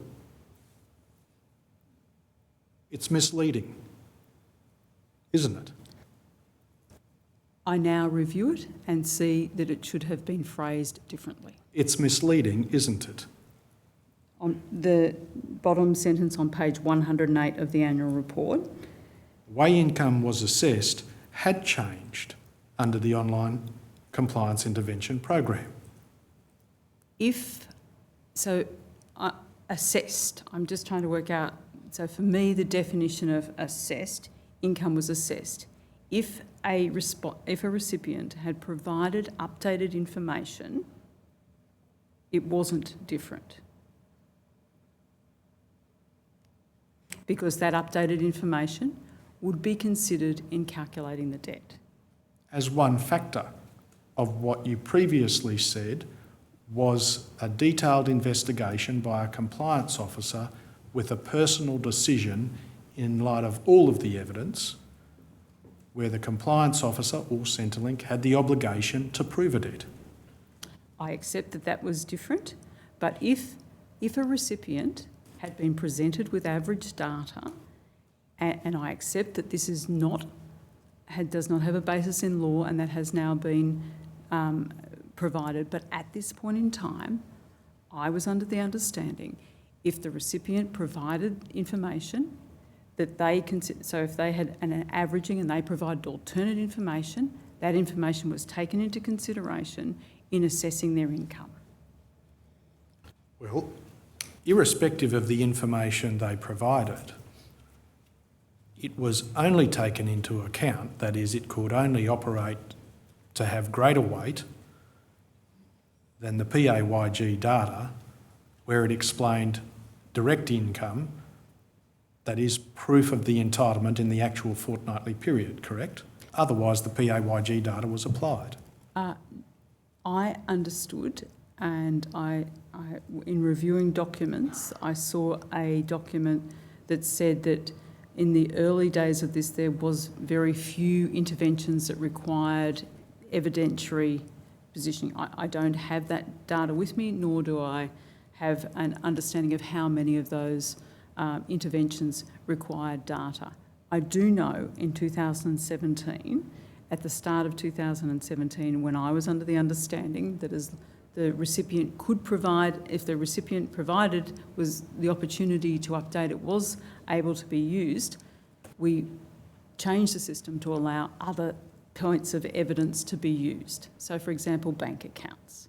And so if a recipient logged on and gave those bank accounts and they could then be used, the statements, the amounts paid per fortnight could then be used to calculate income. I think what I understand you to say is, despite your earlier evidence that there was a significant change in the shift from obligation to prove evidence of a debt to prove evidence of entitlement, and the manner in which PAYG data was used to calculate debts, you don't accept that this sentence is misleading. I do accept that this sentence is not optimal, that it could have been phrased differently. It's positively misleading. I don't think, when we wrote this in 2017, and I'm not sure how many pages there are in the annual report, but there's many more than 100, I don't think enough care was given to the drafting of this sentence. It's positively misleading. It asserts one thing, and you have given contrary evidence in this commission. And I have given that evidence looking back now, and this was written, and I don't know that I formed that view in 2017, or whether or not I paid sufficient attention to the drafting of every sentence in the annual report of 2017. Ms Campbell, you did not give that evidence looking back now. You gave it according to contemporaneous records which recorded your actual knowledge in 2015. In 2015, and this was 2017. I'm not sure when I was clearing the annual report in 2017 that I went back and looked at what I'd been determined in 2015. It is, I appreciate that we are focused on this now, and we are solely focused on this now. But when I was clearing a draft of an annual report in 2017, there would have been many other topics I was focused on as well. There was no basis, in fact, to assert that the system didn't change the way debts were calculated, was there? The intent of the system had been that the recipients would engage. The intent of the system was to calculate actual income by reference to annual income. The intent of the system was to allow the recipient to engage and for the averaging to only be used after when the recipient hadn't engaged. And that was the changes that we drove in 2017.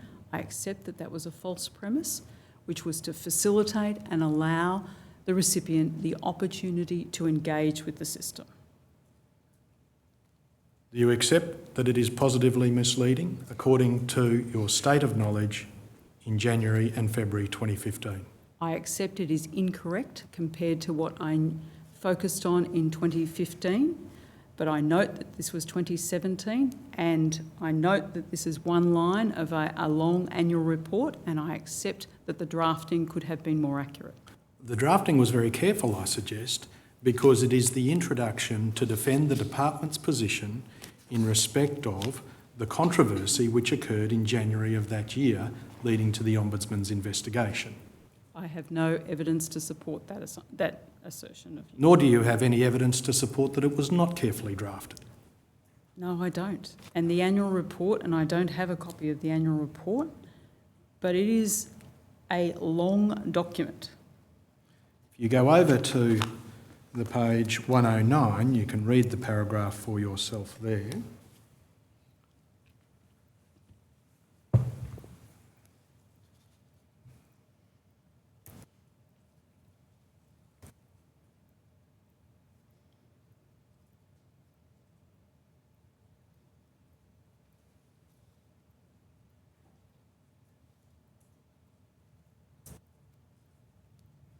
This was a very carefully drafted representation of the defence of the ongoing lawfulness of the scheme and the accuracy of its calculation of debts, correct? So I'm not sure we deal with lawfulness there explicitly. You didn't deal with it on the previous page, but you kept mentioning it. On the previous page. Yes, lawfulness is not raised there in the sentence I took up with you, but you kept asserting that it was a component of the response.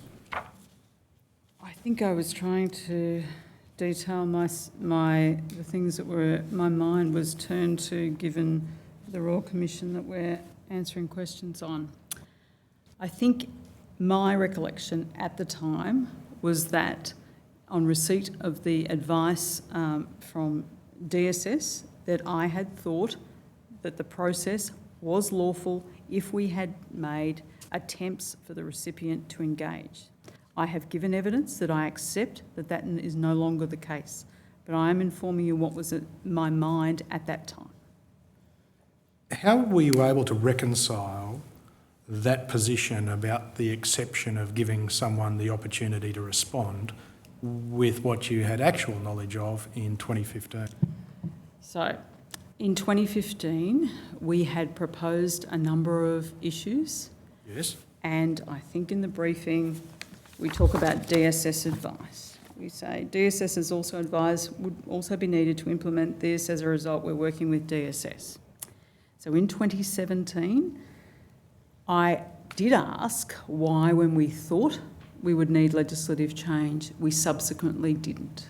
And I was advised that when DSS became aware of the elements of the proposal that included recipients being able to respond and provide evidence, that the view had been taken that legislation was no longer required. And I had worked off that premise in 2017, where staff thought I was fixated on the ability of a recipient to respond. And that included measures such as using registered mail to ensure that the recipient was aware of the issue, simplifying the IT system, providing contacts, and having a number of engagements with the recipient before the debt was issued.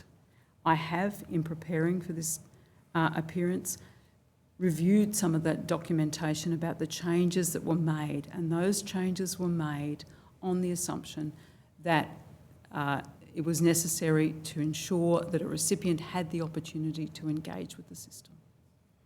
My question was, how could you reconcile that advice given to the Ombudsman by DSS with what you knew in 2015? I ask that Exhibit 1238, the brief to the Minister, be brought up on the screen.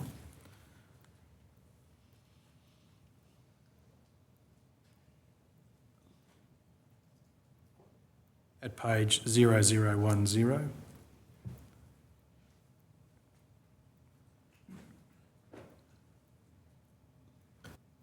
The third dot point could be called out. Just ask you to read that to yourself, Ms. Campbell.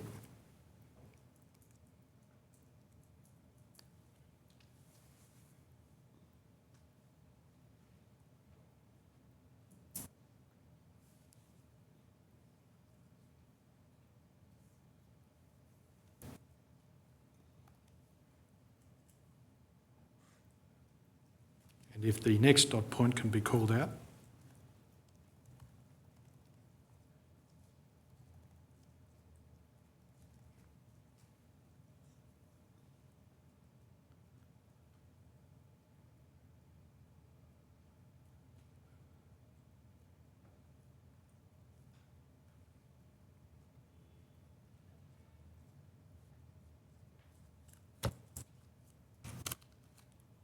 Ms. Campbell, do you accept that the proposal as you described it in these paragraphs in 2015 referred twice to the customer having an opportunity to update the information prior to the calculation of a debt from PAYG summaries?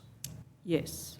And do you accept that in the second paragraph, apparently on the page, the fact that a customer might not check or might not update, but it was their choice to do so or not, is adverted to?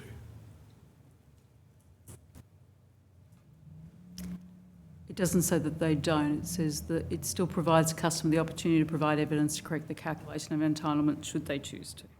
That is, they might not choose to, correct?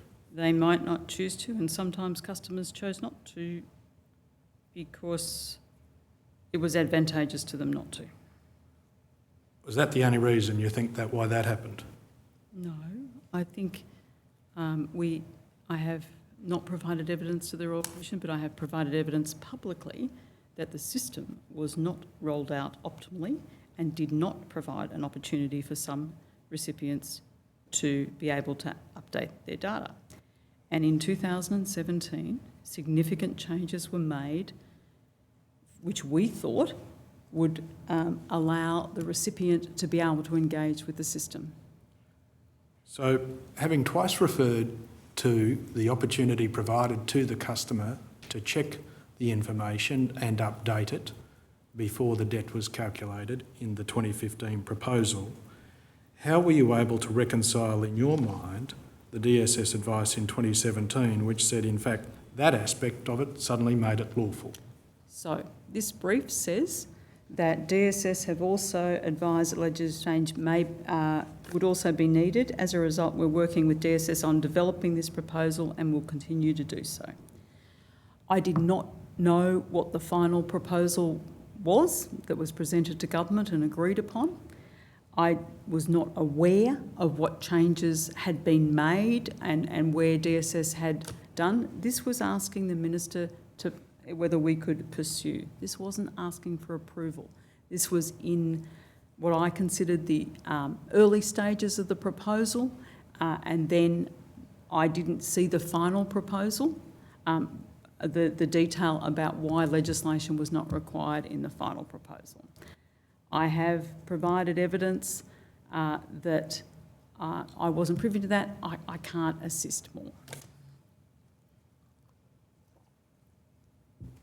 You described in an answer to my question that it was the opportunity provided to a person as part of the process, which meant, according to the 2017 advice, that the system was lawful. So and I don't have the 2017 advice in front of me, but my recollection from my actions in 2017 was to really focus on ensuring that the recipient was able to access the system and was able to provide that update. Yes. It's really important you listen to my question, Ms Campbell, because you're not responding to them. You gave evidence that it was the advice in 2017 which said because the customer was provided with an opportunity to update their information, that meant that the system was lawful. The 2017 advice... Your evidence today was to that effect. So my evidence may have been my interpretation of the 2017 advice. That's right. And my question then is, given that was already a part of the proposal which you referred to on 2 occasions in 2015, which you understood legal advice was said legislative change was needed to do that, how could you reconcile your understanding of the 2017 advice with what you understood the 2015 advice to be? They are plainly inconsistent. So the legal advice did not come to us in 20... And I know you're very frustrated with me for saying this, but... Well, you're not answering my question. I'm You've described your actual knowledge of the legal advice in this memo. You've already given that evidence. I've described that DSS had advised that legislative change would be necessary. And that represented your actual understanding of the legal advice. That represented that I understood that DSS had told us that legal advice would be required. We went through this earlier. You went one step further in my questioning and you accepted that the advice represented your description represented your understanding of the advice. How could it not? Well, I trusted DSS. Precisely. So how is it that you get inconsistent advice in 2017 and you can reconcile it with your knowledge in 2015? But that advice was from DSS as well. And Yes. so I trusted them. But look, in 2015, this proposal is premised on the idea that the customer has an opportunity to respond. And at that point, DSS is saying, well, this will need legislative change. Then, in 2017, the proposal is still, or the actual system is still based on the customer having an opportunity to respond. And DSS now says, not a problem, no legislative change needed. Didn't you wonder how that could be? So, Commissioner, I did, and the advice I was given that the original proposal that DSS had reviewed, DSS had not been aware that the customer would have the opportunity to respond. And in developing the proposal, when DHS indicated that the customer would have the opportunity to respond, that is when a different view was formed about the legality, the need for legislation. So DHS and DSS were working together in 2015, according to according to the executive minute? Yes, the they idea? were, yes. So did you get any advice in 2015 that this would now be okay? I didn't receive advice, no, but I did note that the proposal was put to government and it was agreed. All right. Listen, while I've interrupted Mr. Gregory, I just want to ask you this. You spoke of the way things operated before this proposal came into effect, the Robodebt scheme started. One of the things that would have happened then is that employers would have got notices under Section 192 of the Social Security Administration Act. I understand that was sometimes used, yes, that was used. Yeah. And did recipients also receive requirements to provide information under Section 192? I don't know what section was used, but I do know that sometimes recipients would be asked if a discrepancy was identified. They'd be asked to provide information. All right. Well, I'm just wondering what... You referred to a continuing obligation to provide information. So I had understood that that was the case. Where do you get that from? I cannot now recall, but one of the reasons why I sometimes refer to people as recipients rather than customers, because I got uncomfortable with the term customer because I thought there was a bit of choice there, and that was because I was under the understanding that they had an obligation to provide that people in receipt of payments had an obligation to provide details about income. Well, they do under section 66A to provide within 14 days of a change of circumstances. They have to advise that. But what's this continuing obligation? Where's it come from? I don't know. In law, I don't have a section, but the way we had operated with all compliance activity had been that if it was identified afterwards, we would go back and ask a recipient for details. I don't have the clause in the legislation. Did you know it at the time? I don't think I knew it at the time. This was one element of a large operation, and I was not able to cover the detail of each of the staff members that were in the department and what elements of the legislation they were acting under. All right, because one of the aspects of this scheme was that you charged a penalty for people who didn't respond. So you must have understood the basis on which you were requiring their response. I didn't have that level of knowledge, detailed knowledge. All right, back to you, Mr. Gregory. Did you have any knowledge about the basis on which the letters suggested there was a need to respond? I am now aware that there was no need that there was no legislative basis to respond. At that point, I did believe recipients had the obligation to respond. And what did you base that belief on at the time? That we had been doing that for many years and that had been a practice. I did not refer back to the legislation. Did you check in what circumstances that practice existed? The practice of asking people to respond? Yes. That was, no, I didn't go back to the legislation on every action that was carried out in the department. On any action in connection with this? Did you look at the legislation? I can't recall, Commissioner. I did look at the legislation from when it became a topical matter in 2017, and then we did talk within the department and we referred to the information that we received from DSS about legislation, about legal. Right. And what was indicated about the basis on which you could actually send these letters? I don't think that was dealt with at all. You don't think? I don't think that was mentioned. I don't think that was discussed. I think that had been a practice that had been in place for over 30 years. And look, burglars probably use the same practices over 30 years. It won't make them lawful. I wasn't suggesting that that was lawful. I was suggesting that that had been the practice, and that there were many elements within DHS that I don't think I turned my mind to the legality of, because they had been in place for many years. Right. Mr. Gregory? Yes, it was clear though this was a change to what had been in place for many years. This was a change. And you still didn't turn your mind to the legality of it? I didn't ask for legal advice. Is that a yes? Didn't turn my mind. It is, yes, I did not turn my mind to it. At the time of 2015, in 2017, I did turn my mind to it, and I was privy to legal advice from the Department of Social Services. But nobody ever gave you legal advice which indicated the basis on which you asked for this information from recipients or former recipients at all? No, not that I recall.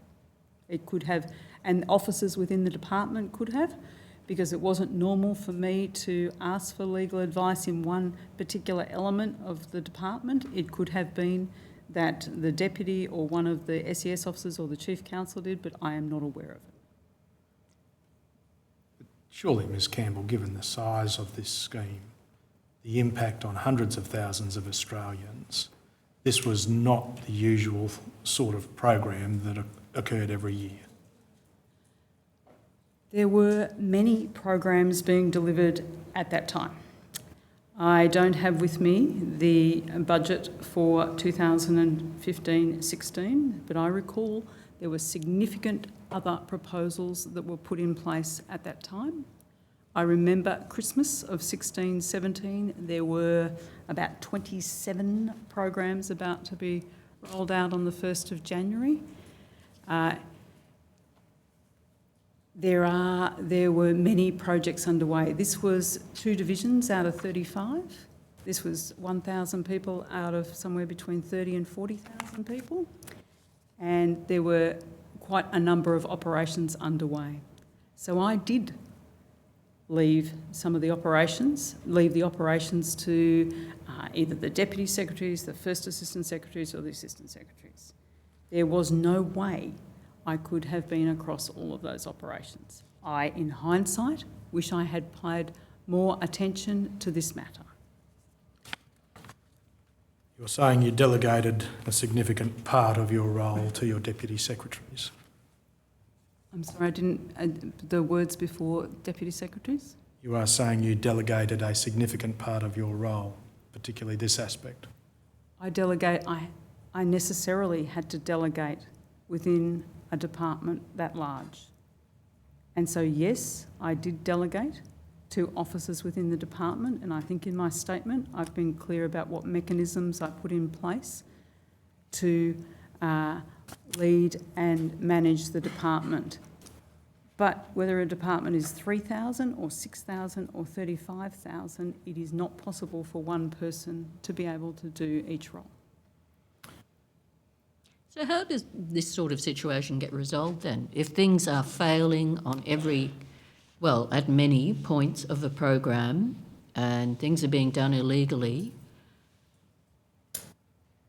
how does it ever get overseen and prevented if the secretary's always too busy to attend to it, and the deputy secretaries presumably don't do it properly? It's just all too bad. What's the solution? So the solution, I think, is that when an issue arises, that a matter is reviewed. This matter wasn't reviewed in hindsight. We should have got external legal advice.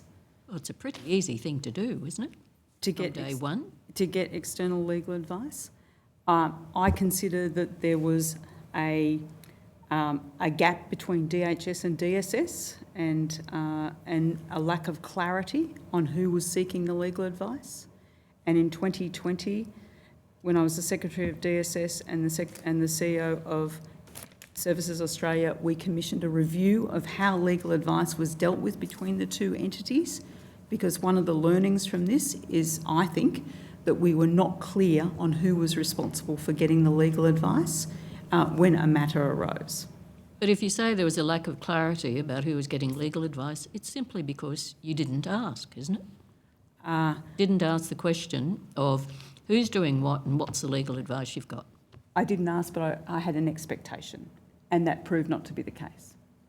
Well, it's a pretty foolish expectation if you have no actual factual basis to support it.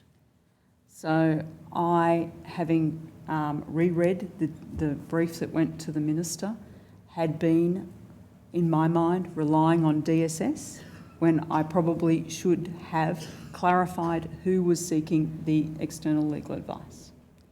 And I think that the construct of 2 departments was very difficult, because there was an expectation that DHS would do things that we in fact thought DSS should be doing, and that has now been changed to have Services Australia as an agency with clarity that DSS is the Department of State and responsible for what they're responsible for versus what Services Australia is responsible for. All right, Mr. Gregory. There was clarity that you had responsibility for the lawfulness of the implementation of the program. That was your department's responsibility. The department was responsible for implementing the program. That's not my question.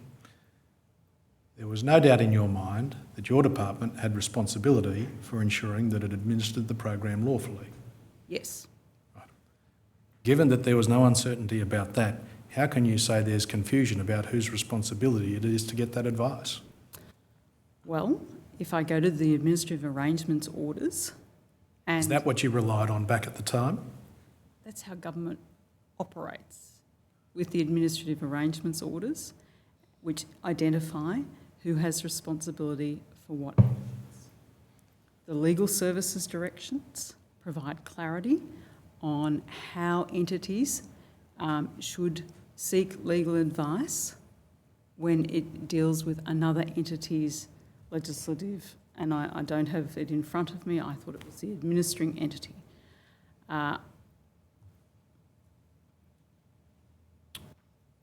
But it would have been preferable to seek external legal advice before the program was rolled out. I'm not talking about with the benefit of hindsight. I'm saying that because you accept that your department had sole responsibility for determining the legality of the implementation of the scheme that you administered. I didn't think I said sole. Your question said that I had, and I'd like to see the transcript of what I'd said, but I didn't think I said that I had sole responsibility for it.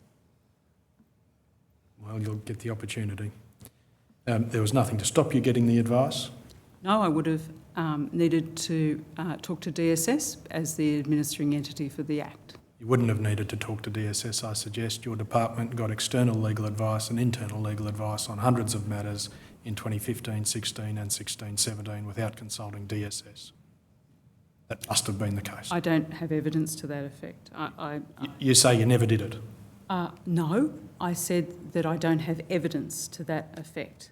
But I'll come back to my question. You don't need to check with DSS about whether you get advice on this, do you? I did think you needed to check with DSS, yes. Why didn't you check with DSS? Because on whether this matter, whether it was legal to do it, we were working with DSS, and so I'm just trying to work out the point in time of your question. Is it 2015? Is it 2015? 2015, when you actually had the advice, through to January 2017. Why didn't you actually do something to get advice? Because I was relying on DSS. But when you say you relied on DSS, you already had their advice. I had their advice when we were pursuing, but not what the final statement looked like. I had assumed if the final proposal legislation had not been required was because DSS considered it legal.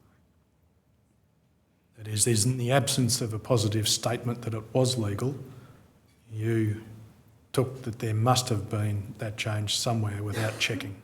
So you're asking my knowledge. I'm unaware of the knowledge of other officers within the department. I have only been able to access material that was sent to me at the time. So I can talk about what I did. I can't talk about the entire department. That's all I'm asking you. In the absence of positive I did knowledge not. that it was lawful, you assumed that it was despite the earlier advice. I did.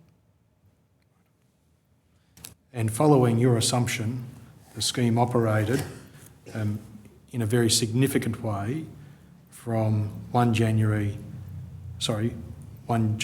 2016, at least until January, on the basis of your assumption. So from my perspective, yes. I don't know what other officers did. I don't know what their assumptions were. And you accept that your assumption was obviously fundamentally flawed. My assumption About legality. in 2019, yes. 2016, your assumption about legality was fundamentally flawed. In 2019, I knew that. In 2017, when advice was provided from DSS that it was lawful, I was informed by that advice. It was a big assumption to make in the absence of any evidence of advice, wasn't it? There were many programs run by Human Services, and I did not seek legal. There were many changes that were made. I did not seek independent legal advice on each of those changes. You say it wasn't a big assumption to make. In hindsight, it was a big assumption to make. I'm trying to give some understanding of what I was dealing with at the time. There were many decisions, many programs that we delivered on behalf of other agencies. I relied on other agencies giving policy advice on that. Of course, it would have been preferable to have sought external legal advice on this matter. Well, would you describe the Robodebt scheme implemented under your secretaryship as a massive failure of public administration? I consider it was a failure of public administration On a massive scale. on a massive scale, on a significant scale. Can you think of a larger scale failure?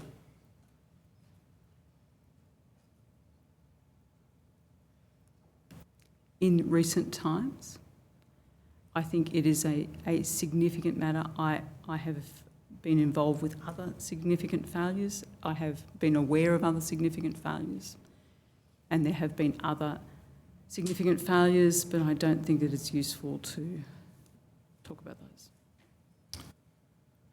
It's 1 o'clock.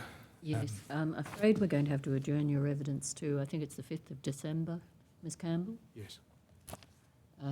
So we will need you back on that day, the 5th of December. All right, and we'll adjourn. Commissioner, are you proposing to keep Ms Campbell on her summons in that interim period? Yes, but if you need to talk to her, I don't think there'd be any difficulty about it.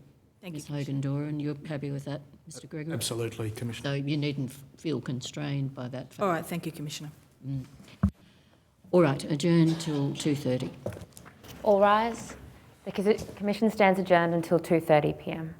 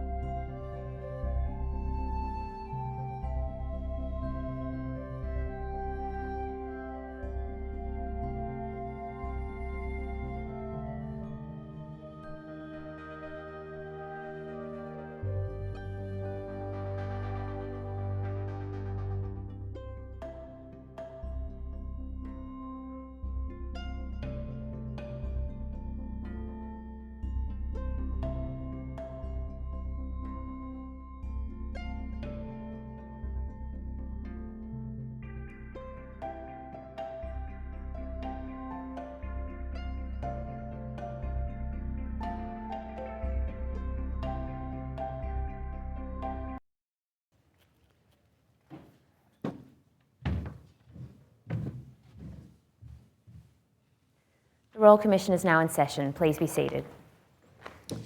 Yes, Mr Gregory. Thank you, Commissioner.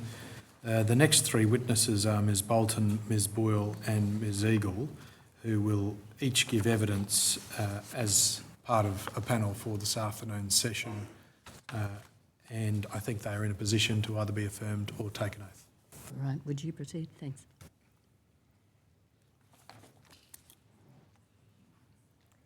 Do you solemnly declare and affirm that the evidence you will give will be the truth, the whole truth, and nothing but the truth? I do. Thank you. You're taking an oath. Place your right hand on the Bible. Do you swear by Almighty God that the evidence you will give will be the truth, the whole truth, and nothing but the truth? I do. And you're taking an affirmation. Do you solemnly declare and affirm that the evidence you will give will be the truth, the whole truth, and nothing but the truth? I do. Thank you.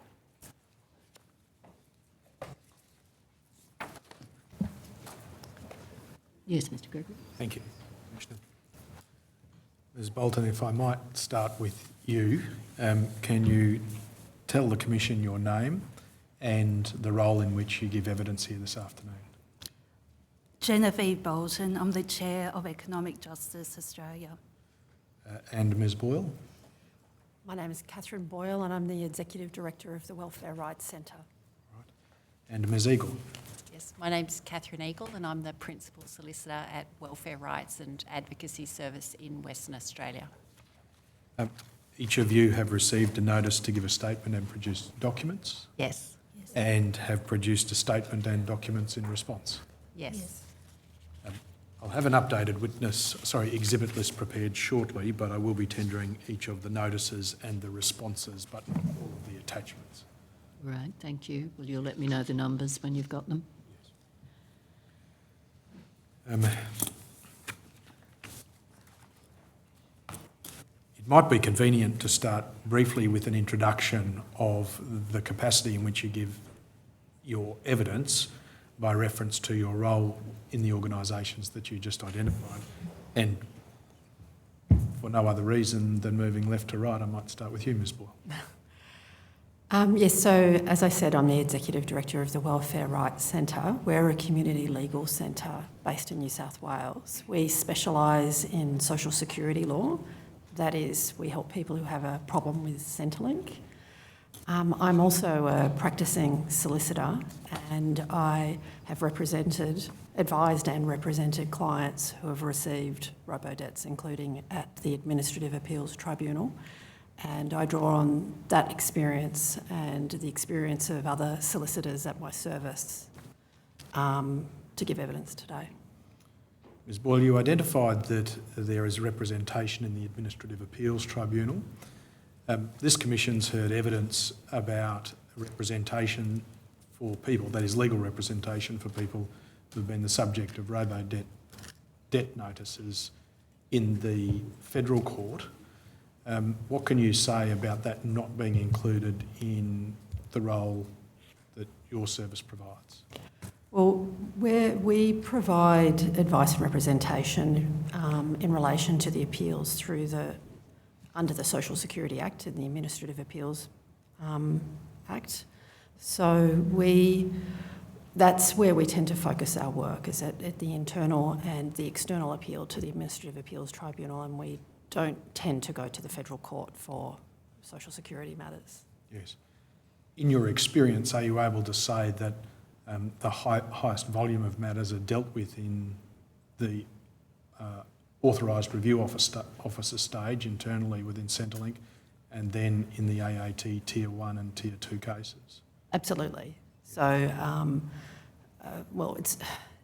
we don't always get our decisions overturned at the authorised review officer stage, so then we'll go to the Social Services and Child Support Division of the Administrative Appeals Tribunal, and only on some occasions end up in the General Division of the Tribunal. Ms Bolton, you give evidence in a slightly different capacity today, but you are also from a community legal centre. Can you explain that? Certainly. So as I have said, I'm the Chair of Economic Justice Australia, Economic Justice Australia is a peak body representing community legal centres that practice in the area of social security law.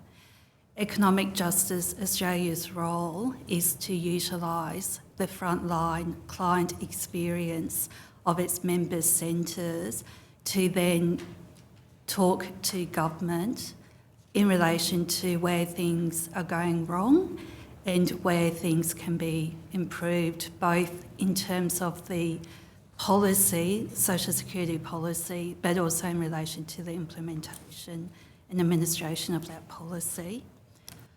I'm also, that is a voluntary position. There's a voluntary board of management that oversees the work of Economic Justice Australia. I'm also employed full-time as the Executive Director, Principal Solicitor of Canberra Community Law. Canberra Community Law is a member centre of Economic Justice Australia.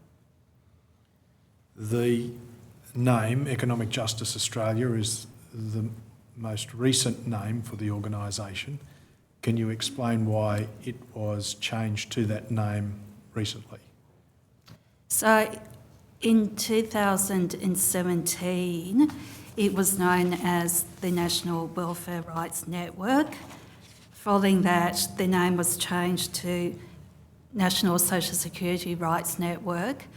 The view of the membership was that Economic Justice Australia better represented the work we did in relation to advocating for our clients in terms of furthering their economic rights. Which are, of course, directly connected to social security rights. That's right. You refer in your statement to the International Covenant on Economic, Social and Cultural Rights. That played some role, I gather, in the name change. That's correct. And can you explain that a little further? Well, it's important that there's a recognition that social security is a right that people can access.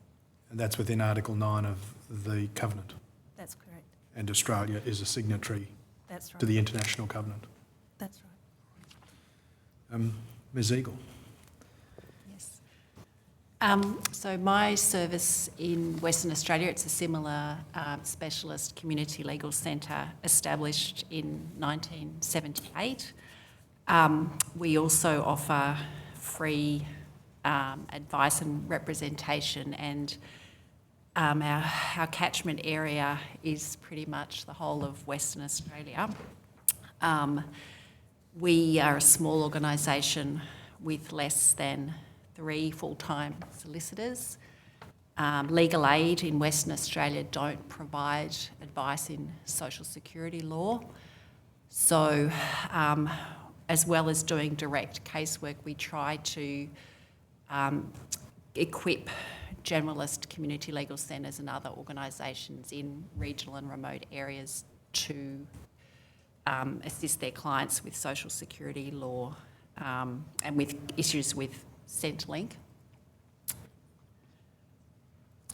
I don't know if you... And then I suppose as well is that, you know, when we see issues and with the systemic work that we're doing, then again in a voluntary capacity, we work as part of EJA to raise those issues, because obviously dealing with 100 individual cases is incredibly time consuming, and if we can identify a fix for that, and through our work in the policy area, if we can get a change made, that relieves us of those 100 cases, and also recognising that the 100 people that find us are only going to be the tip of the iceberg of people that are in the community that either can't get through to our service or don't know about legal services, either through language issues or it's just not an area they've come across before. You adverted to a point there about the fact that the people that you see or your centre sees really are a small proportion of those affected by changes or the implementation of social security law. Yes. and that they are generally from a background of some disadvantage. Yes, so we do, obviously some people that contact us are able to then go on and deal with the issues themselves with us just providing information and advice. But, our clients could have physical and mental health conditions. They might be in remote communities with very limited access to communications. They may have few services on the ground. Many of them have experienced trauma or might currently be going through trauma. That's perhaps why they're on a Centrelink payment, and they might be facing eviction. They might be escaping family and domestic violence. There's many different vulnerabilities that our clients present with. In paragraph 10 of your statement, you refer to the organisation's stated mission.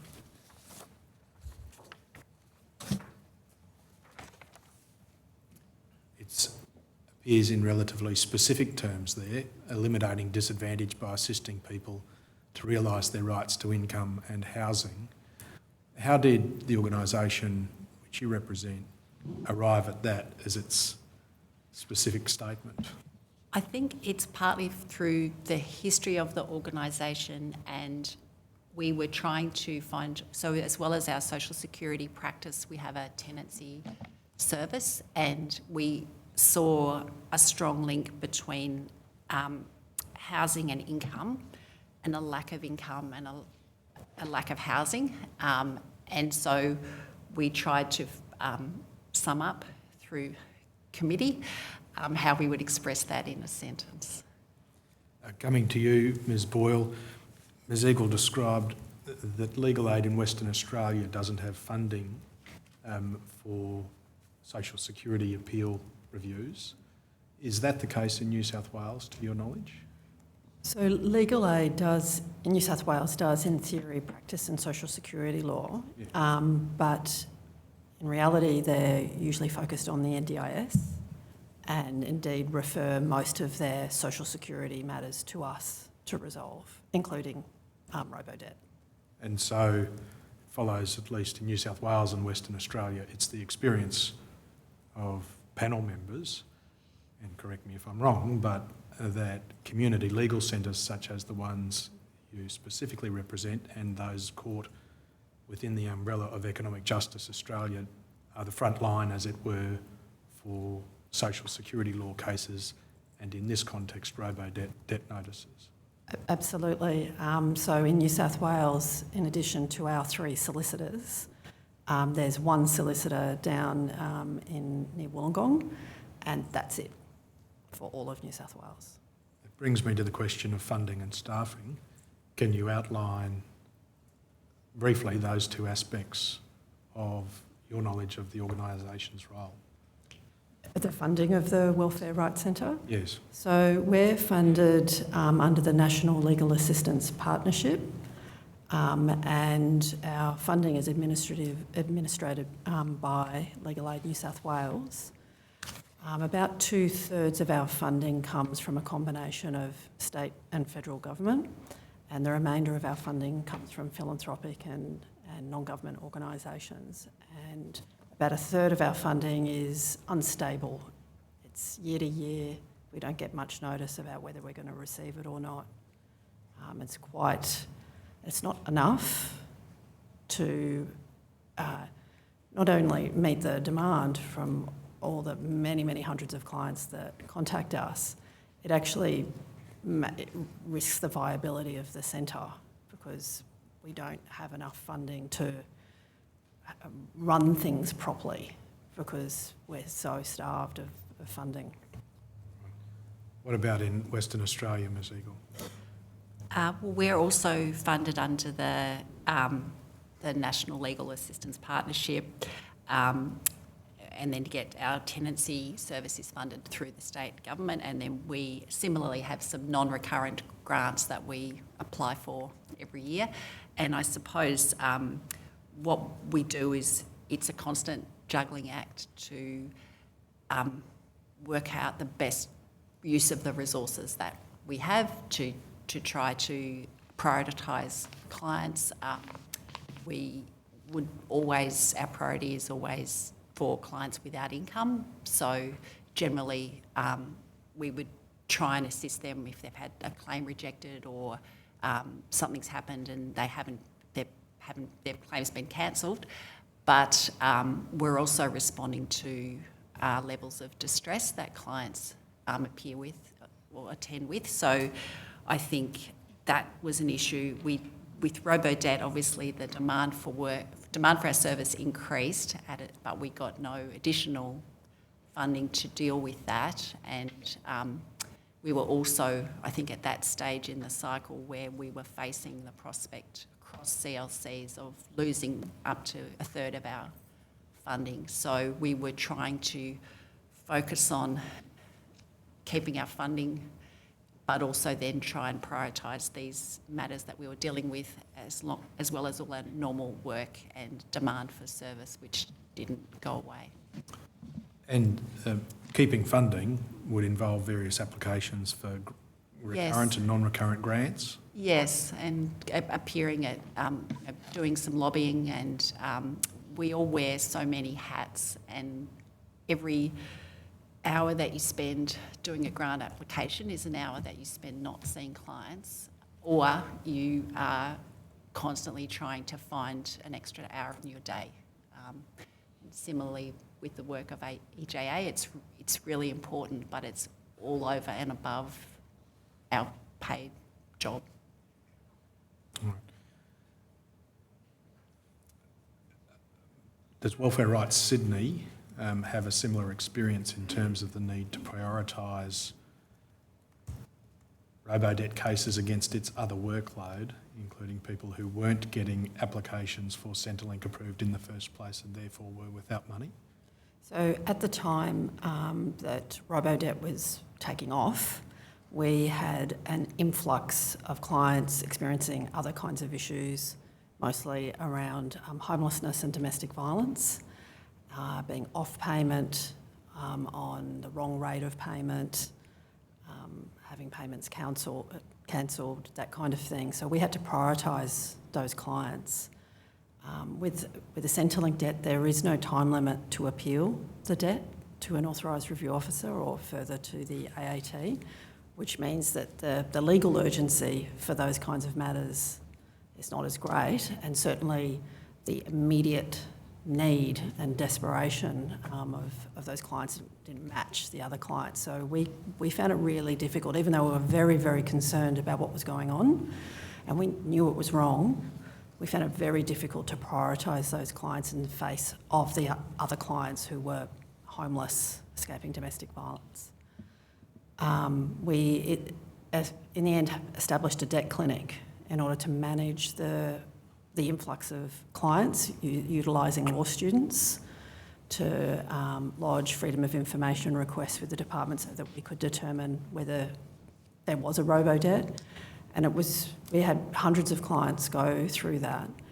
And it was really the only way that we knew how to respond, because the solicitors had to concentrate on the off-payment clients.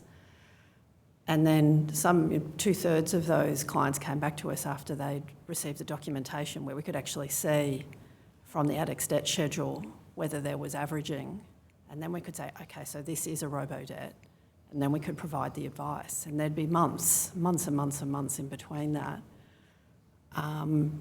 So yeah, there was this constant trying to juggle between, on the one hand, what we thought was our reason for doing this work, which was to ensure access to social security payments for the most vulnerable people. And then we had this block of work that just kept coming through that we had no real capacity to manage, and which was new and really confusing.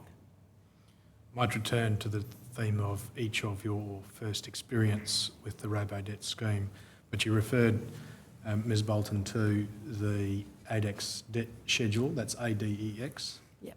And that's an internal printout of a calculation from Centrelink which enabled, upon analysis, a determination of whether income had been averaged From someone who was familiar with the internal workings of Centrelink, such as yourself.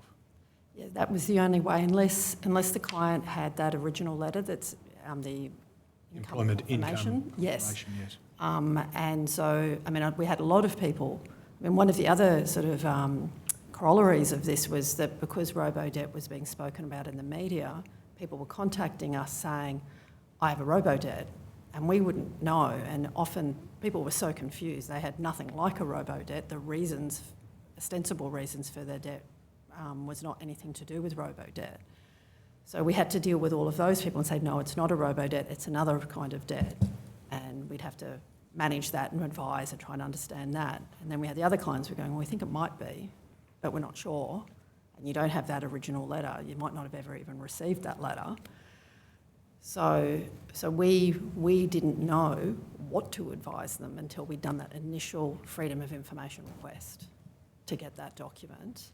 And when we got those documents, not only did we obviously see the error of averaging the income, we also noted what could only be described as manual errors, where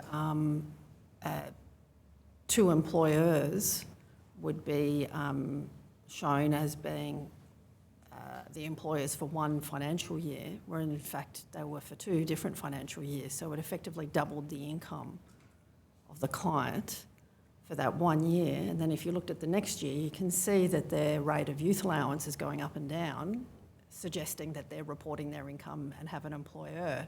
And yet there's nothing in the ADEX debt schedule which shows an employer. So it was sort of like error compounding error, and very, very confusing, and trying to disentangle all the different errors that were going on. And all of this was done on the limited resources and funding that you've described? Absolutely. Before I finish that topic, Ms Bolton, you have a different arrangement because of the different role that Economic Justice Australia performs. How is it funded and staffed? During the relevant period, Economic Justice Australia continues to be funded through the Department of Social Services. The income is $250,000 per year, and that remained the same throughout the relevant Robodebt period. That enabled us to employ a part-time executive officer. So when Robodebt scheme started, we had a 4-day-a-week executive officer, and we also had a very part-time project officer. So we were the executive officer was really responsible for the development of responding to substantive policy and law reform issues. So we were also pretty stretched in terms of doing the normal work that we were funded to do, also in addition to having to find the time to be able to effectively respond to the Robodebt scheme. And was EJA's first awareness of the Robodebt scheme from its role in consultation with the department, or was it through its member centres?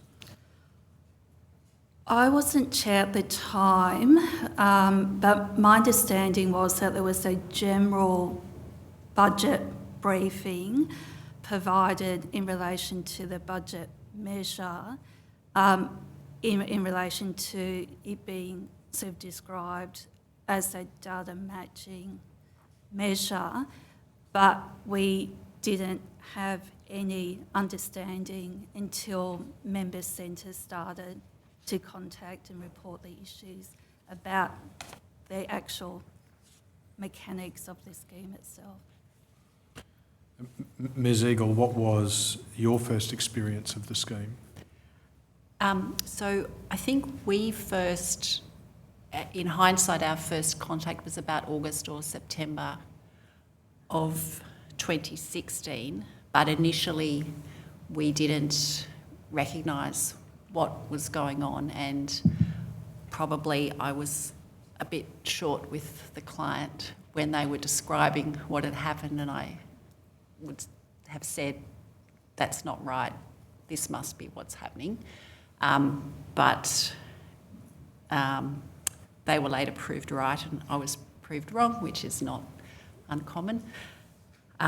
So I suppose it was just then us trying to get our head around what was going on, to work out how this was being done, what the basis for it was, why the system was changing, and then to try to deal with how we were going to respond to it. So how was an individual client going to respond to demand from a debt collector, or how were we going to deal with Centrelink to try to get to the bottom of what was happening and why it was happening. Was it not clear from the letters that clients were receiving, in your experience, the basis of the calculation of the debt? No, and some of the clients that initially contacted us didn't have any letters. So they were just people who didn't know anything apart from that they'd had a call from a debt collector. And I think that was with the very earliest ones. Someone would just ring up and say, I've had a call from a debt collector, they've told me I have to pay this money back. And so I would say, contact Centrelink, get the debt letter, find out what it's all about, this is the process. And then they might come back to me sometime later saying, I can't find anything out. And so then we would contact Centrelink on their behalf. So we had a channel at that time where we could email a team and ask questions. And so I might ask, could you explain the basis for this decision? What sort of debt does this person have? And I'd just get back something saying you need to FOI the file, or it's not something we can discuss, they've got a debt, FOI the details. So we then encourage the client to ask for specific things. So with I don't know how much detail you want me to go into, but with a typical debt FOI request, we'd be suggesting to people to get all the online document records which cover the period from a few months before the start of the debt to date, and those documents or ODRs show any interaction the person's had with Centrelink, either over the phone or online or face-to-face. So it sort of gives you a bit of a chronology or a summary of what's happened for that person, including if they've been contacted about a debt or if they've been asked to provide documents. Then we'd ask for the debt calculations, which could be ADEX or Multical, which is the other spreadsheet they spit out. We might ask for what is called the EAN screens, which are the screens that show what a person reported fortnight by fortnight, but also if a debt is raised, so there's a change made to the earnings reported, which used to be the process to then trigger the debt.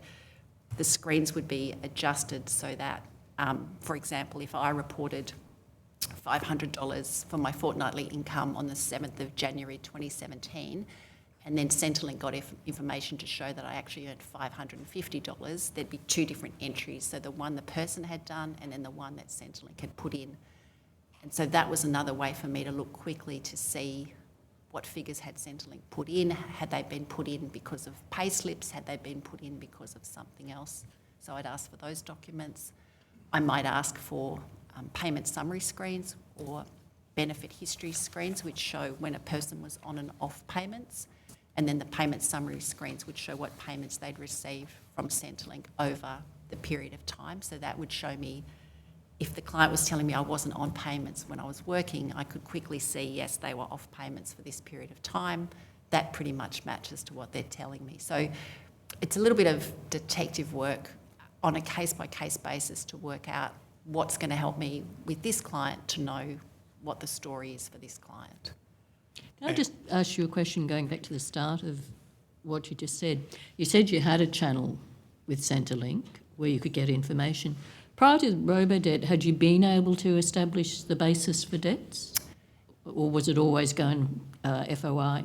There'd been a change over time. So originally, yes, it was pretty easy to get a description of what the debts were caused by. And that was just a matter of the person that we were dealing with as a little team. They would look into the person's record and see what was on the screen, and they would then be able to tell you, oh, look, it's to do with income over this period of time, or they might come back and say, oh, it's to do with they weren't studying full-time anymore, so a decision was made they weren't eligible for that payment in that period. Or the person, we'd just send them into their local office to ask for an explanation or a copy of the letter that explained why they had the debt. So the only time we got involved is if the person had tried themselves to get to the bottom of it and then they couldn't and there was some reason they weren't able to, and then we would get involved because it's time consuming. Yeah, but was it a change that Centrelink were telling you to go and seek documents on freedom of information, under freedom of information legislation? It was a change to get definitely the debt calculations.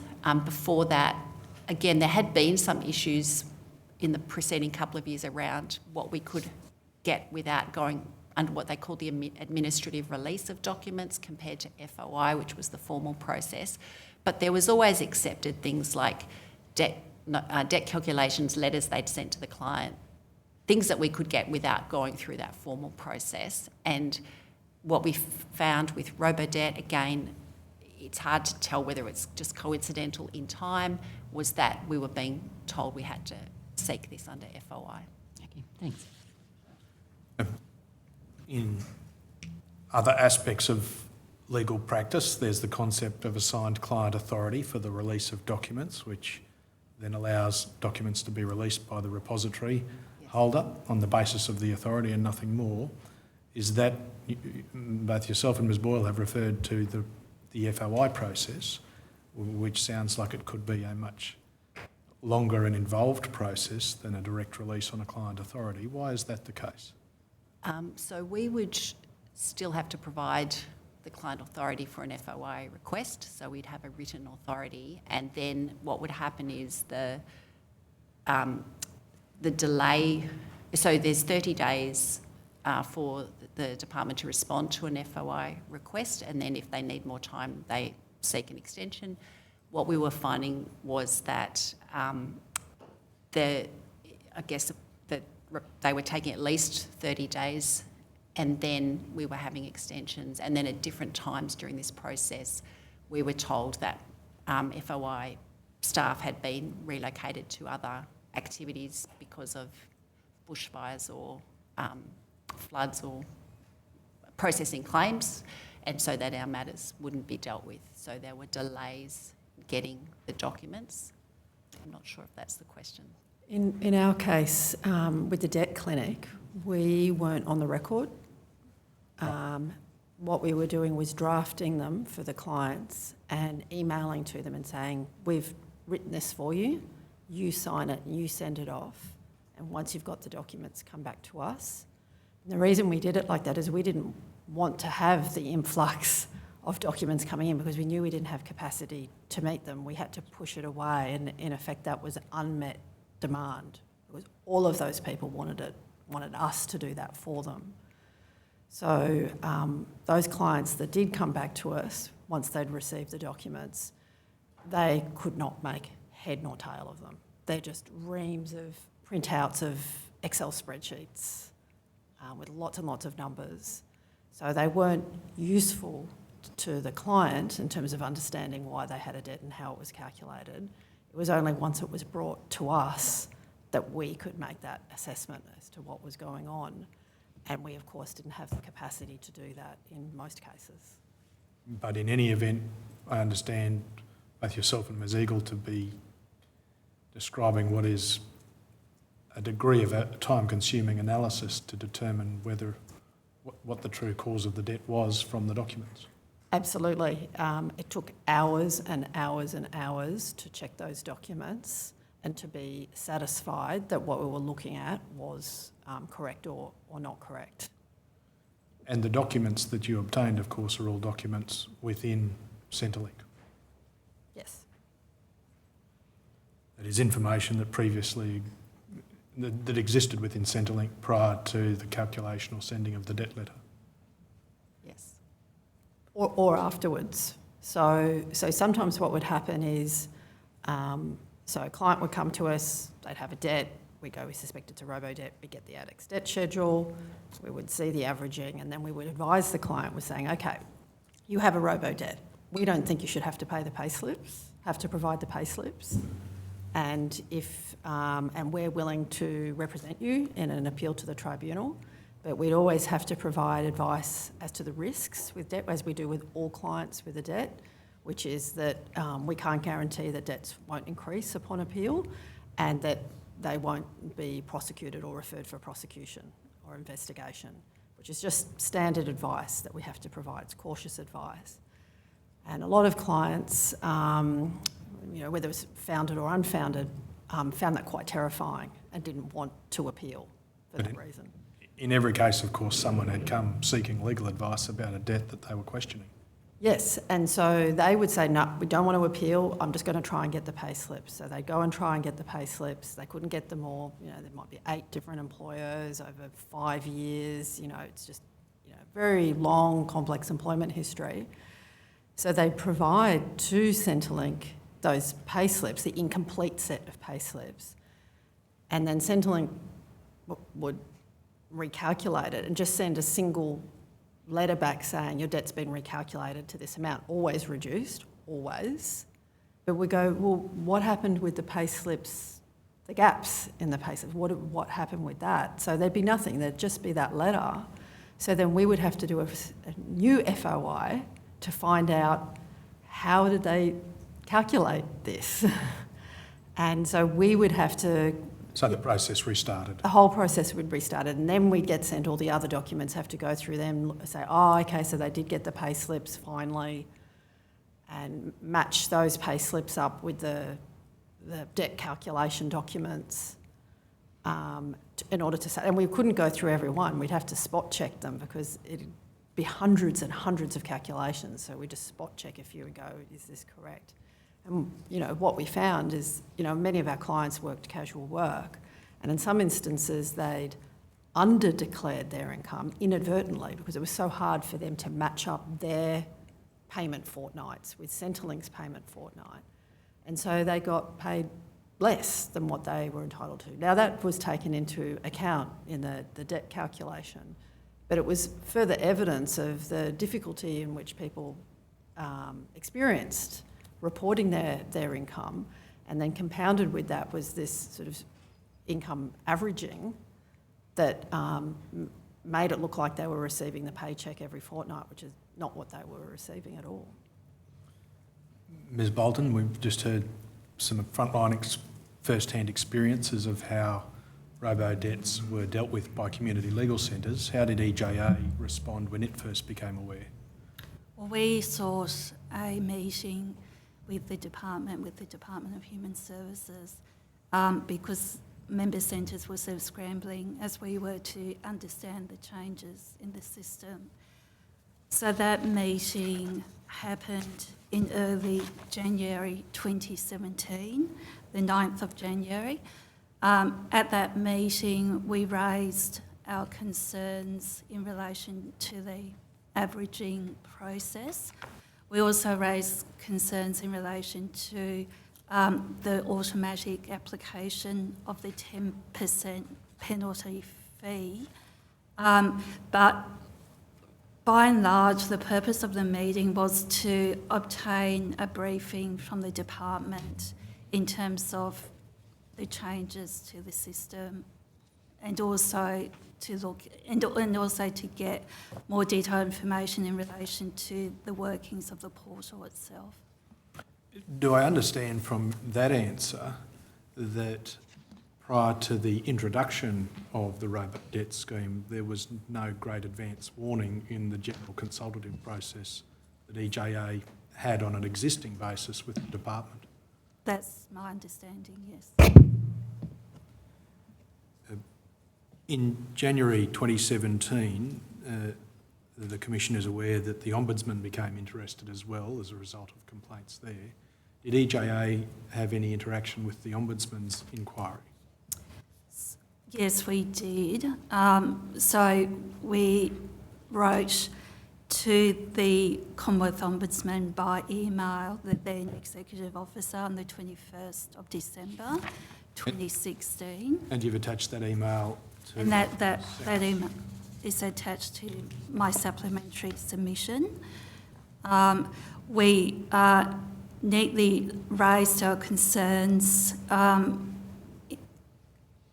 into three groupings.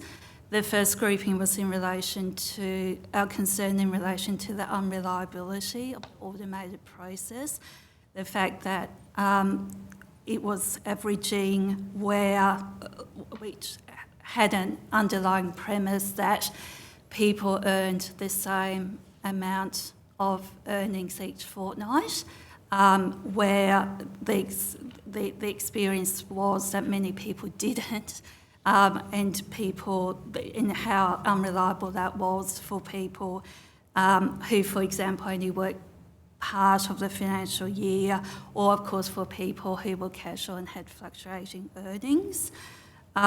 We were also hearing from member centres reports that people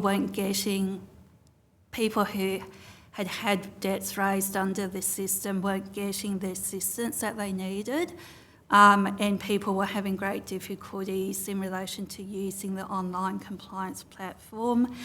There were some reports of the system crashing due to the extreme amount of traffic, and we were also particularly concerned about particularly vulnerable people and the lack of assistance that clients were reporting to us through our member centres in terms of trying to obtain the documentation that was necessary to indicate that the debt, in their view, was not owed.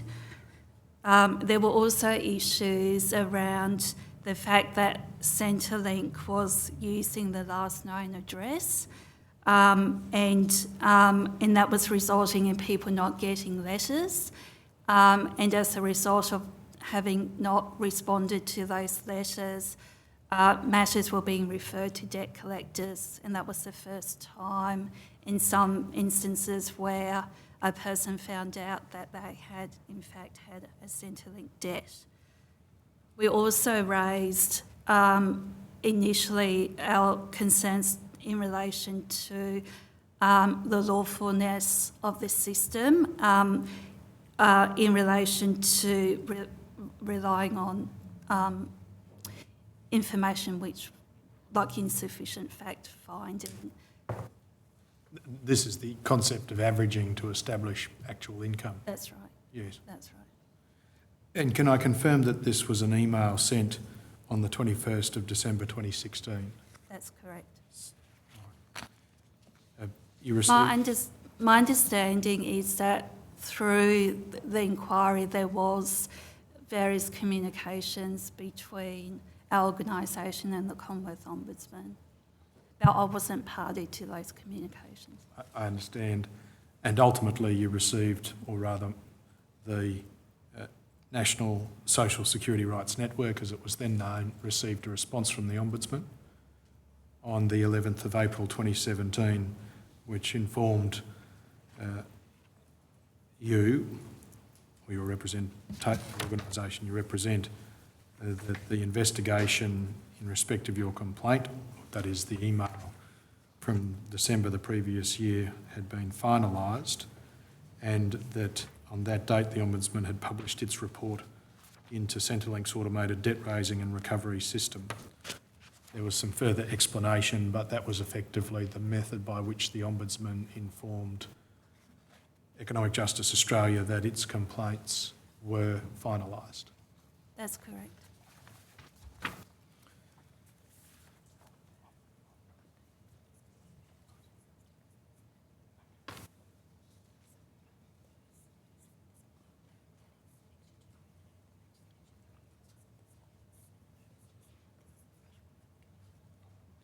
I have an updated exhibit list, Commissioner, if I might hand that up. Thank you.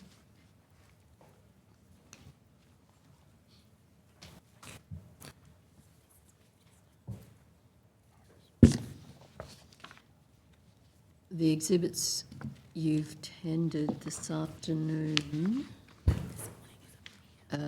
will start, I think, at 1287. That's correct, yes. All right, 1287 to 1295, they're admitted. and numbered in accordance with that schedule.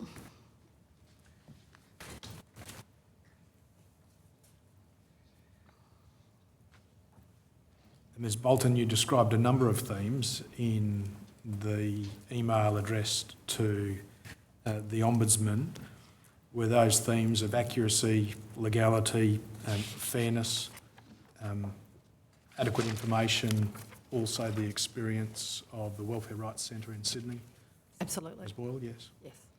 And did you see that on a repeated basis across different clients from different backgrounds? Absolutely. Constantly. For years. Ms. Eagle? Yes, I think each of the issues that Genevieve's just highlighted were themes that were coming out of the casework that we were doing, and obviously different clients were affected by different aspects of that system. And much of the need to request, gather, analyse, re-request, gather, reanalyse information stemmed from the very limited information provided initially in the debt letters. That's right. So it was the debt letter initially, but then also the inability of a client to be able to get even a verbal explanation from a person, either by going into their local Centrelink office to discuss it, or over the phone if there was possibility of doing that. Did you have, or your centre have experience where clients had real difficulty getting payment slips or pay work histories to justify? Yeah, so I think the other aspect of this system that was difficult or added difficulty or complexity was the amount of time that the requests were going back to. So we had clients where the employers weren't in business anymore, so there was no way that they were going to be providing pay slips. There were often clients who had never been given pay slips in the first place, so the nature of their employment being casual meant that they didn't have pay slips. They might have been told, oh, your pay slips will be emailed to you, but they didn't have, they weren't technologically, or they were technologically challenged, so they didn't have access that way. We had clients who requested pay slips from an employer and were told, I don't have to give you those. If Centrelink want them, they can send us a notice.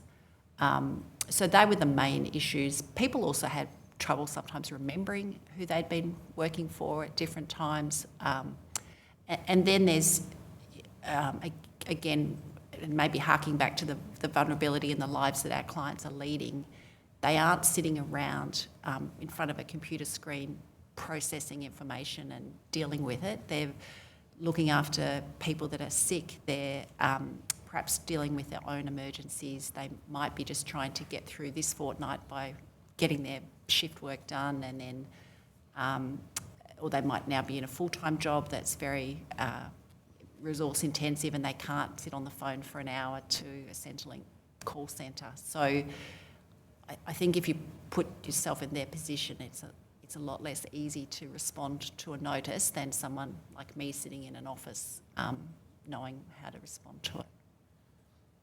Ms. Boyle, were you aware at the time that I forget how you described it, the clinic was established in early 2017, of Centrelink's requirements publicly displayed about the need to keep pay slips? No. Were your clients telling you that they had to keep pay slips back 6 and 7 years? They had no awareness of what their obligations were. And as Ms Eagle said, most of them didn't retain their pay slips, or only retain pay slips for one of their employers, but not the remainder. And the pay slips sometimes were paper pay slips, so there was no electronic version of them, and they were just lost. Did you or any of your experiences that you are aware of involve situations where there had been some difficulties between the employer and the employee, that is the client, which made it difficult to obtain pay slips in any event? Yeah, there was one instance that I'm aware of that the they left, under bad circumstances. Yes. And they didn't want to recontact that employer. They didn't feel comfortable doing that, and they thought that even if they did contact the employer, that they wouldn't cooperate. I saw you nodding, Ms Bolton, on that point. Is that a repeated theme that was reported to you or the organisation? Yes, as I indicated in the introduction, I'm also the Executive Director, Principal Solicitor at Canberra Community Law. I was also, in that capacity, advising and assisting clients who had robo debts raised against them. And we certainly had a couple of clients who also were not prepared to contact previous employees because of bad experiences. Can I turn to the topic of case studies? In your statements, Ms Boyle and Ms Eagle, you identify a couple of anonymised examples of experiences that you're able to describe for various clients. Starting with you, Ms Eagle, is there one that you'd like to draw to the Commission's attention? So I suppose I tried to draw out the aspects of the client's experiences that was different to what we'd experienced before with debt raising.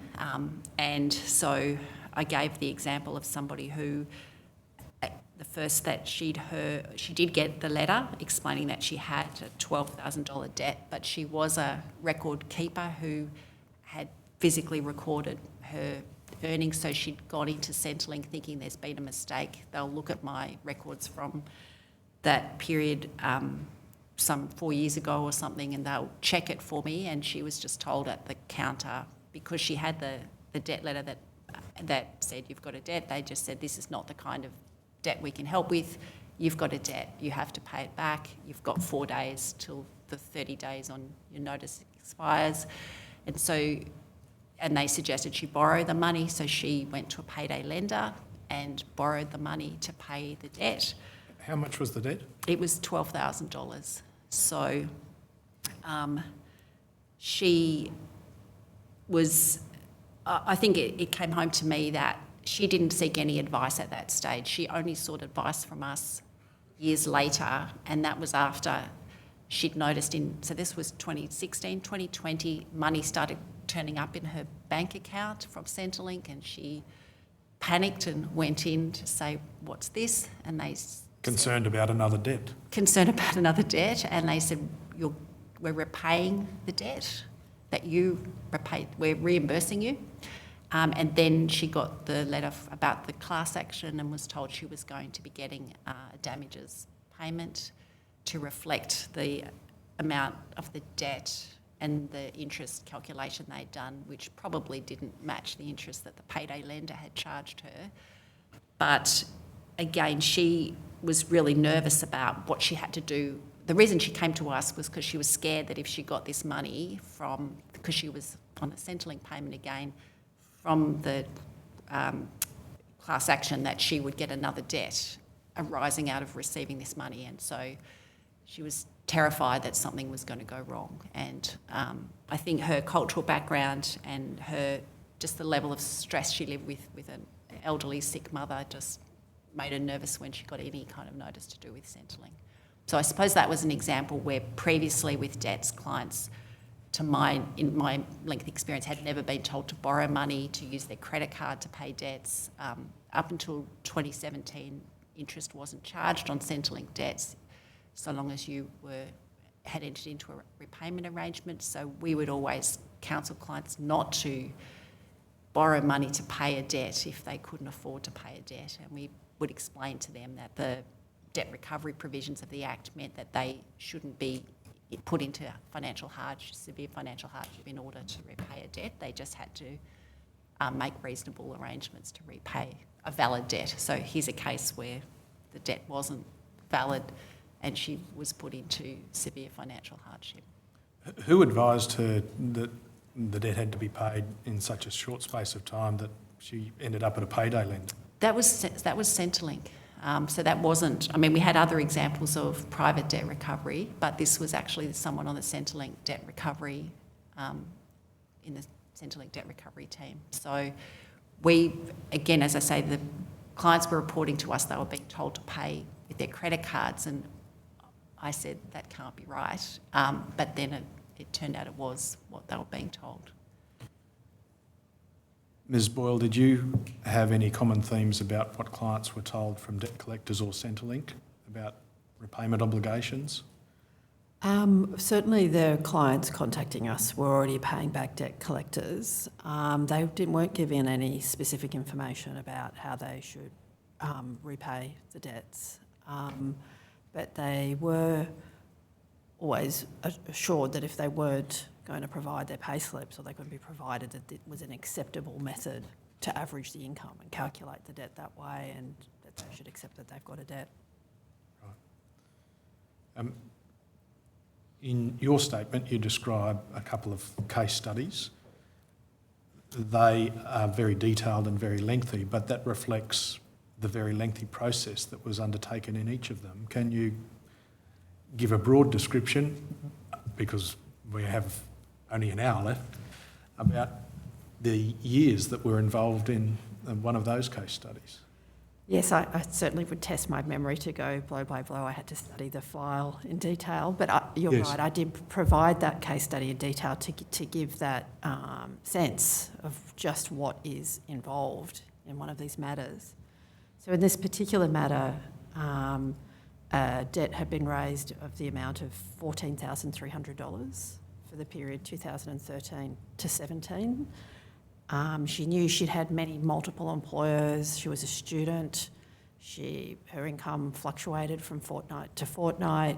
During the university holidays, she took on more jobs, so she'd earn more income during that time, and then she'd drop back when she went back to university. She was a regional student. She'd tried to provide pay slips, and Centrelink she couldn't get them all, so she asked for an extension of time, and that was granted. So then she got a few more, but still couldn't get them all, and sought a further extension of time, and that was also granted. So she then still tried to get it. So she was really struggling, and she was really trying to genuinely engage with the process. So she asked for a third extension of time, and that was denied. And she just gave up. She was just so frustrated and so confused, and just never entered anything into the online portal. And then she received the debt letter for $14,300. So we gave her the standard advice about her options, and she decided to continue gathering her pay slips. And she did gather almost all of them except for 2 employers. And she provided those pay slips, and I alluded to this case earlier. She simply got a letter after that saying your debt's been reduced to $9,300, and we didn't know how or why that was done. And so we had to do a further FOI to try and work that out. But one of the strange things that happened, there was lots of delays. So the whole case took 2 years from start to finish. And there was this constant sort of, nothing would happen. And then Centrelink would ring her out of the blue and say, we're just still looking at your debt. We've got, we're waiting for employers to provide pay slips or something like that. And on one of the occasions, the debt calculations even changed over the phone. So she's saying, oh, look, it looks like your debt's going to reduce to about $5,000. And she's going, oh, great. And then she said, oh, hang on, no, I've missed something here. I reckon it's going to be more than that. I'll call you back. And then half an hour later, she gets a call back and says, oh, sorry, no, it's back to $10,000. And that really undermined my client's confidence. So when, in the system, in the integrity of it. So eventually, she received the debt calculations, which was just all of those documents that Ms Eagle described earlier, those complex documents. But we couldn't tell from those documents. Sure, we could see the maths was correct, but we were going, where does the input come from? because we knew pay slips were missing. So we ended up having to do a subsequent FOI to get those pay slips that either she had supplied or that we believe Centrelink might have maintained. We didn't know if averaging was still in the debt. We had no idea. So we finally got all of those pay slips, and by this time we'd had hundreds of pages of documents. And so we had to do this complex matching up between, the pay slip and what the daily rate was and which fortnight did it fall in, and calculate the daily rate and get the amount for the fortnight, then have a look over at this document, is that what it says over there, and all of that. And we could only do that as a spot check over a 5-year period of 7 fortnights, because that's all we had the capacity to do. So we were satisfied, based on that spot check, that the debt was finally accurate. But what was really sad about that client is she said, okay, thank you for all that work, but I don't trust that this is right. So she'd lost her trust in the system, and indeed, during this time, both the bushfires and then COVID happened, and she was fearful of losing her job. And I said, well, you should apply for a Centrelink payment. This is before JobKeeper came in. And she says, I'm not going to apply for a Centrelink payment. I have no trust. I will get another debt. So someone who was potentially entitled to income support felt that they had so little trust in the system, so little trust in Centrelink and the integrity of the process, they did not want to engage. So people are sort of voluntarily not exercising their right to income support because they're so worried about the system. They feel like they receive income support in order for a debt to be raised later. It doesn't feel like it's theirs. They get worried when money's deposited into their account because they think, will a debt be raised later on? It was just she was just a young woman. I felt really sad for her because despite me trying to do my job, assure her finally it was correct, to her mind, she felt betrayed by the whole process. Ms. Bolton, throughout this period, 2017 onwards, following the engagement with the Ombudsman, EJA continued its role providing support and direction to centres? That's correct. And also liaising with the department and with other representatives? That's correct. How did it go about those dual upwards and downwards functions? Well, in terms of continuing our work with member centres, we have a monthly members meeting, so that provided a good central point where the membership could come together to talk about what was happening for clients and for us to then be able to hear the experiences and the perspectives, identify where things were going wrong, what the key issues were, and we were then able to communicate that through through meetings with the various departments, and also we appeared before Senate inquiries, which looked into the scheme. So that also informed the submission work and the appearances before those Senate inquiries. It was obviously a number of years before announcements were made in November 2019 that there was at least a halt to the process. And do you recall that time, Ms. Eagle?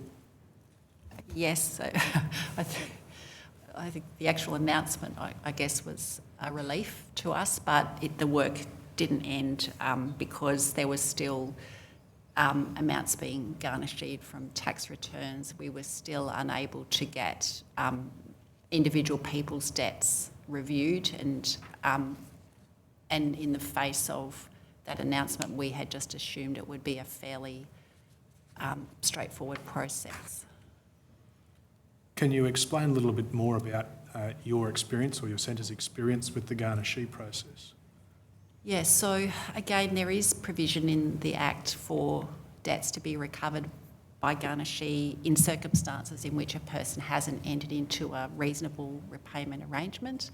And so if someone's on a Centrelink payment and a debt's raised, there's a withholding process that starts, and the person can engage with that if the standard withholding is unaffordable for them.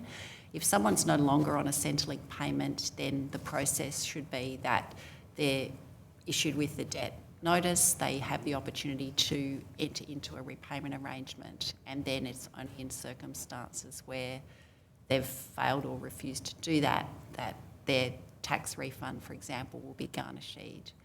What we found is that because people weren't getting notices if they were no longer on Centrelink payments because they've probably changed address, so the first that they would know is when they'd lost their tax refund, which they could have, they were expecting to get.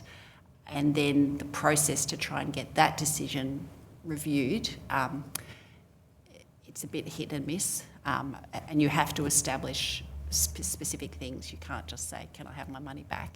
So even where a debt was disputed or hadn't been proved, or the person hadn't had the opportunity or was wanting to get that reviewed, that didn't stop the tax refunds being garnished.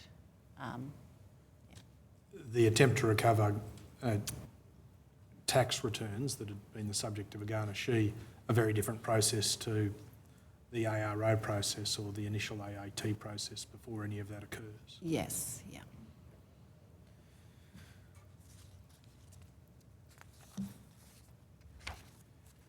Ms Bolton, did EJA get the benefit of Terry Carney's assistance at some point?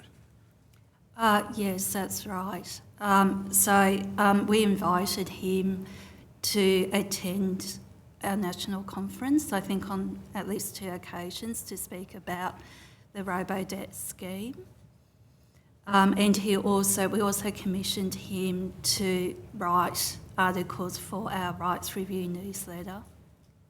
And that was published by EJA twice a year? That's right.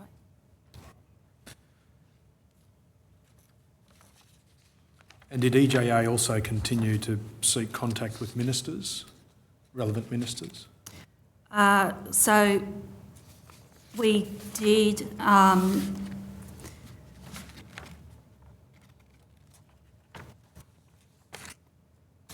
seek meetings with some ministers in relation to the scheme.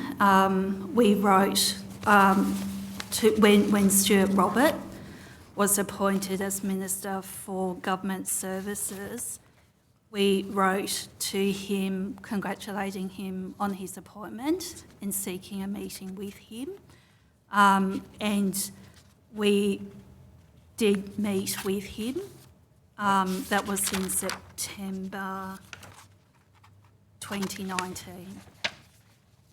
And as one might expect, you sought assurances from him about limitations that, or extensions that might not occur? Well, at that time that's right. At that time we were mindful that there was discussion about the scheme being extended, and we were particularly concerned that it might be extended to particularly vulnerable clients. So we sought we asked whether or not that was in fact going to be the case, and he advised us that it was not the intention of the government to extend it to those vulnerable groups.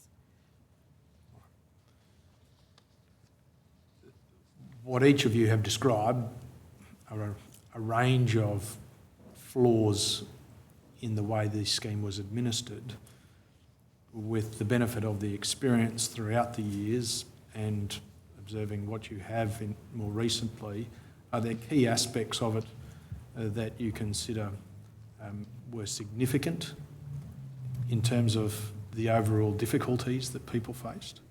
Or is it not possible to identify, maybe starting with you, Ms Eagle? Well, I was just going to say that from my perspective, one of the issues that was highlighted was the lack of ability for clients to get decisions reviewed. So previously, if there was a decision made that was incorrect or the person disagreed with, the review process was very straightforward, and often, if it seemed very clear-cut that the decision was wrong at first instance, rather than going through that complex FOI process, we would just say to the client, look, get the decision reviewed by an authorised review officer, because that will give you the opportunity to speak to that person and explain your case, but also you'll get a decision letter that will spell out exactly what's the basis for the decision and what they've taken into account in making that decision and why they agree with you or disagree with you, etc. And so for a debt matter, that covers the aspect of is the debt correctly calculated, but it also covers the aspect of should the debt be recovered from the person. So there are waiver provisions in the Social Security Act, and if a person's circumstances were such that they should be considered under either administrative error or special circumstances, then that was part of the ARROW review. The person would explain all their situation and that would be a decision that would be made. And with Robodebt, we were being told, and clients were being told, that, for example, waiver was not going to be considered, that was a matter for the APT. I don't know the basis for that. But also, even getting a review done, clients were being told you can't have a decision reviewed unless you provide payslips or unless you provide evidence. Now, again, that's not part of the Social Security Act or Administration Act. You're entitled to ask for a review if you disagree with a decision. We also had the situation, which has continued on, where people would be asking for a review by an authorised review officer because that's the words we would tell them to use, and when we followed up for them months later, we'd be told there's nothing on the system to indicate they asked for that. All they wanted was an explanation. We gave them an explanation. They didn't want to proceed any further. So I think that was a particularly problematic aspect that was highlighted to me during this period. Ms. Boyle, is there anything that stands out to you in terms of a significant aspect where there were blockages or difficulties in responding to the scheme? Well, certainly we experienced the same problem that we would explicitly request a review in writing. We would request a review to the authorised review officer, and not only would that not happen, we wouldn't even be told that that wasn't happening. We'd only find out months and months and months later that, in fact, it had been reviewed by the original decision maker, and that meant that none of the other waiver provisions were considered, which is usually considered as part of a review. So, yes, we certainly experienced that as well. I think the main thing that stood out to me as a problematic aspect was the impenetrability of the information that was provided when we finally got our hands on it. So it's difficult for lawyers to understand this documentation, let alone the clients. So it's really difficult to have faith that what you're looking at is fair and accurate. I think that was the main thing that stood out to me, was the lack of transparency in the decision making. And that extended to the lack of explanation or the lack of reasoning that one might expect administrative decision-making to reflect. Yep, we did not, the clients did not, and for a lot of the time we did not understand the basis of the decisions. Ms. Bolton, from the perspective of Economic Justice Australia with its different role, and looking back on how the scheme was implemented, and you've indicated there was a real lack of consultation at that point, did you run into difficulties in your role or in the organisation's role in respect of understanding the scheme, the transparency of the scheme, consultation following that point? Yes, that was the case. As I indicated earlier, we did appear before a couple of Senate inquiries, and we raised on an ongoing basis the concerns we had in relation to the design of the scheme itself, in relation to the averaging process, and our concern in relation to how that there was a high risk of incorrect debts being raised as a result of that process. It was also a significant departure from how these matters were dealt with previously, in terms of putting the onus on to the recipients who had debts raised against them in terms of obtaining the payroll in other employment income information. We were also concerned about, as Ms Boyle and Ms Eagle have given evidence in relation to just the lack of transparency in terms of people not being often aware about the basis upon which the debts were raised. Even though there had been some attempts to exclude vulnerable people from the scheme via the vulnerability indicator, so that's an assessment that Centrelink makes when someone is in receipt of an activity tested payment, like a job seeker payment, in terms of their capacity to meet obligations or capacity to undertake activities under the Social Security scheme. What we were finding is that people who hadn't gone through their assessment process because they were on a non-activity tested payment had been caught up in the Robodebt scheme. I've guided the topics for the better part of the afternoon session, but is there anything that each of you are conscious of that you feel ought to be addressed in some more detail this afternoon while we still have time? Yeah, I actually wanted to add to what Ms Bolton had just said. When we looked at our client database and the spread of clients who had contacted us about a Robodebt, 37% of them had a disability. Right. And 19% of them were homeless or at risk of homelessness, and 12% were experiencing or at risk of domestic or family violence. So the clients we were seeing were vulnerable. I have no idea whether they were vulnerability indicated, but they were vulnerable people. And did those vulnerabilities play into the difficulties in prioritisation for the centre, the difficulties in getting information, the difficulties in interrelating with Centrelink in respect to the debt letters?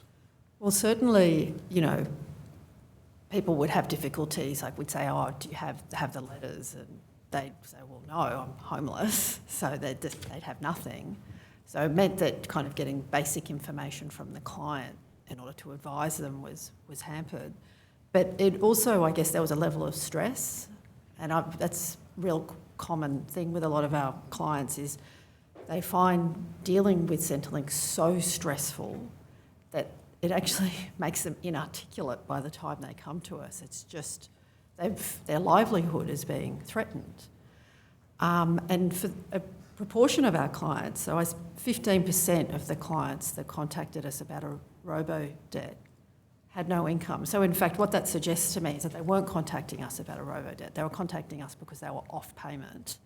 And in the course of advising them, it would be revealed that they'd have a debt.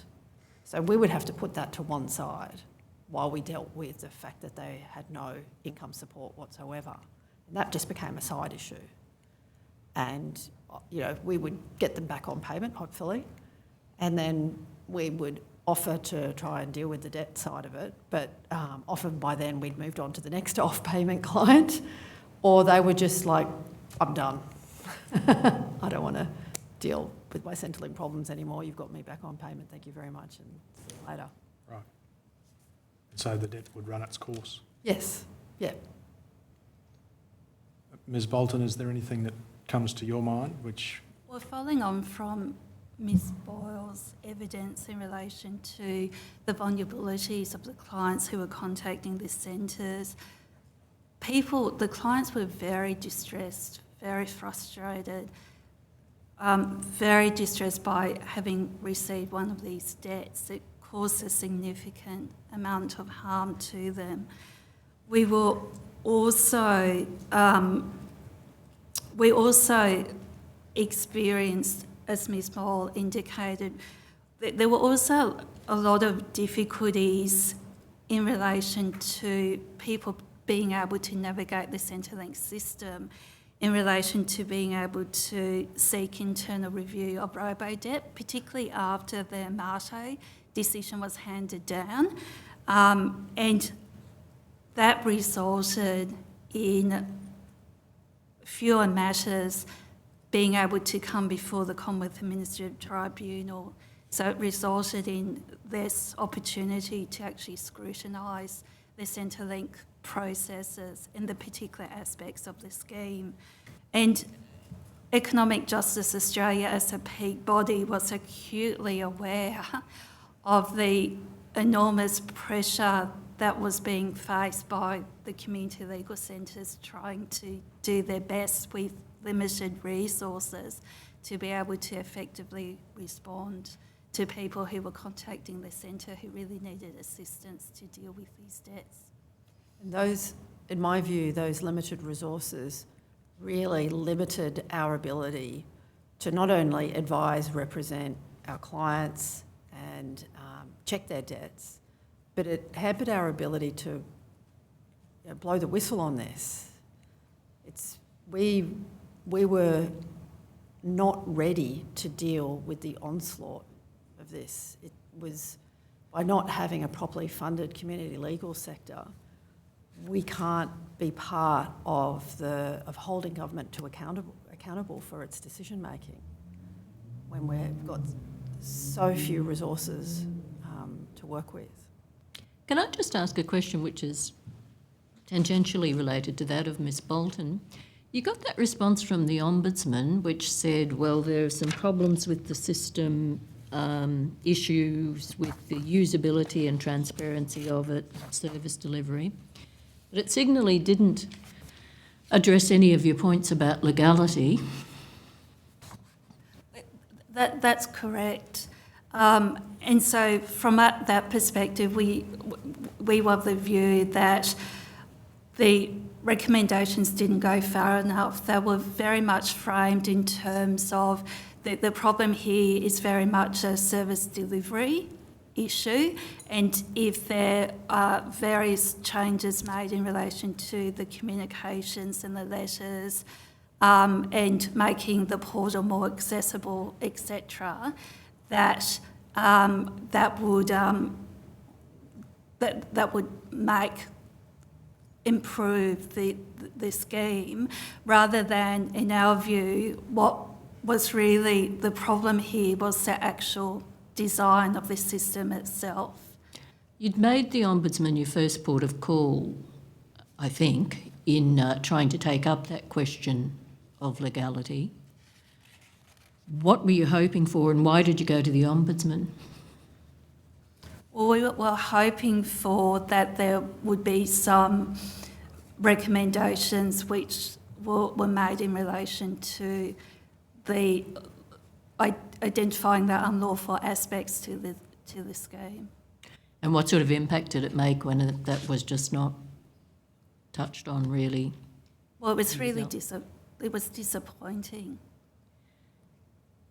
Did it make any difference to your advocacy from then on, or how effective your advocacy could be, or did you just put it to one side? Well, I formed the view at that point that really what needed to happen was that it needed to be tested in court, because we had consistently raised our concerns in relation to aspects of the scheme which we believed to be unlawful, and that consistently fell on deaf ears. Mm-hmm. This was just the first set of deaf ears? Yes. Right, thank you. I interrupted that process and you were probably moving to Ms Eagle. Yes. Well, I fully agree with the evidence given, and I suppose the only two things that I would add to that, and one arises out of that discussion, which is about the role of the Ombudsman. I think it highlighted for us that with individual complaints that people were making, they weren't seeming to get their issues resolved, and the reports we would get back was it was a waste of time, so that was disappointing. And then the second aspect that was of concern was this push to online and doing everything online. And again, we've highlighted that for a large group of people, that might be the best way for them to deal with Centrelink. Students love apps, but the clients that we see and the vulnerable clients, for all kinds of reasons, can't interact online. They don't have computers, they don't have smartphones, they can't remember passwords, and the way they want to deal with issues is going into a local office. And this refusal to allow them to do their business with Centrelink or to resolve their issues with Centrelink by dealing with someone face-to-face, providing documents face-to-face, discussing their debt face-to-face was highlighted an aspect that it was a fundamental failing of service delivery, which continues. Another topic I wanted to raise. I'm sorry, can I just take that up? You say that continues. It continues. So people are pushed at every stage to not go into the office or to not deal with a person in the office. They're told their options are to call a number. So you might have to sit on your phone for an hour or whatever. It might drop out. People describe being told they'll get a call from Centrelink, and then the only call they might see might be a missed call from a private number. Now, they might be victims of family and domestic violence, and they say, I'm not going to answer a private number. I want a face-to-face appointment. I want to go and talk to someone. And it's not an option. Okay, if you get a missed call from Centrelink, do you not get a message also saying Centrelink trying to contact you? Not necessarily. They'll just see a missed, or even if they did, it doesn't give them a number to call back. There's no way that they can contact. Okay, don't call us, we'll call you. Exactly. So for some people, I've been able to put in place for a particular call they're expecting to get it. For example, if they know they've got a review, I'll ask if they could please text the person and say, I'm going to call you, and then the person will answer the call. But that's where I've established the existence of family domestic violence or whatever. So it's not offered to people generally. It's a one-off where they've come to me and I've intervened.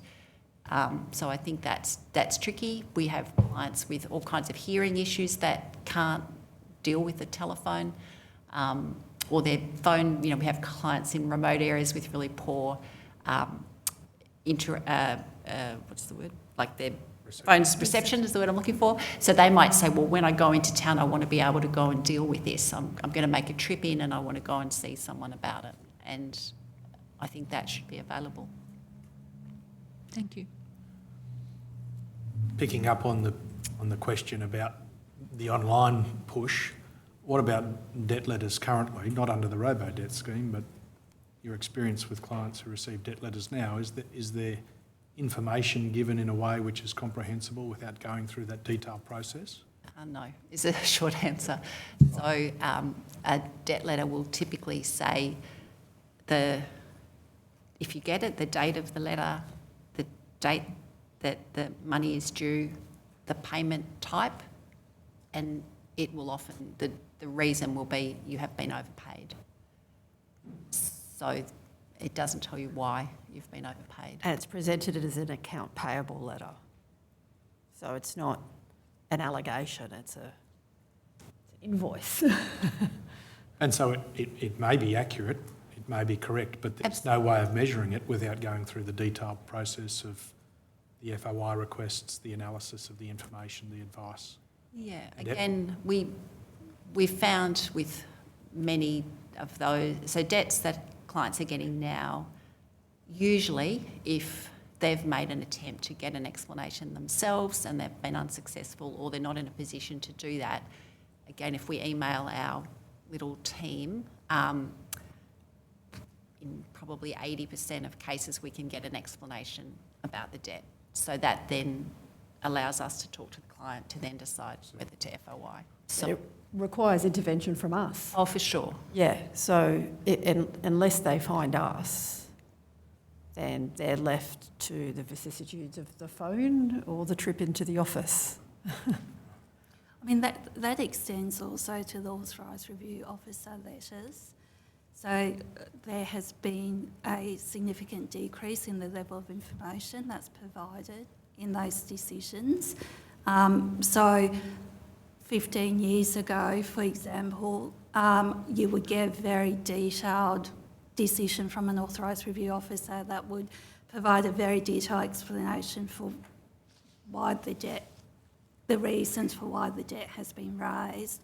And it, as a solicitor, would give you a really good understanding of where your client might fit in terms of having a good case to appeal to the Administrative Appeals Tribunal. But now, often you don't get a good understanding in relation to what's actually happened, why the debt's been raised. All of your evidence from your respective perspectives has focused on the experience, your own experience, that of the centres you're involved in and those of your clients. During the Robodebt period, did you get any insight into the pressures that Centrelink officers were operating under, resource-wise, training-wise, those sorts of things? I appreciate you've given some examples of poor interactions or adverse interactions, but was that always the case?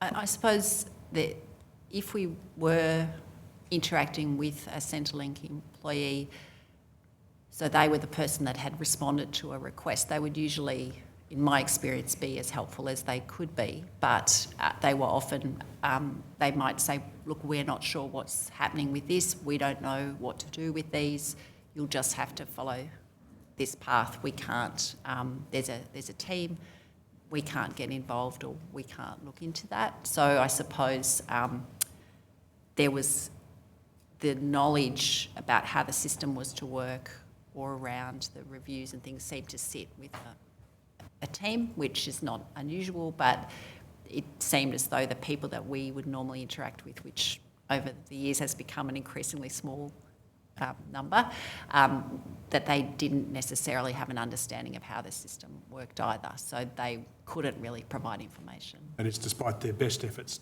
For sure. And their the greatest willingness to assist. That's right. Training and information Yeah. limited the response. That's right. And that was your experience too? Well, yes. I mean, I cited the case study before of one of my clients speaking to an officer from Centrelink who was struggling to do the debt calculation herself, and during the course of the phone call thought that she made an error. So, I mean, I can understand why they're actually quite complex. So I think that there was issues with confidence in dealing with the material, with the number of pay slips, and I mean, if a Centrelink officer is struggling to build a picture, I'm not sure how the client's going to do it. All right. Anything else? I guess something I would like to add is that very early on in the piece, we went public with our views about the difficulties with Robodebt. So this was in March 2017. One of our solicitors was interviewed for background briefing on ABC, and really made some very, because we were still trying to figure out what was going on, but they really kind of nailed it at the time, and I wish that what they said was heard.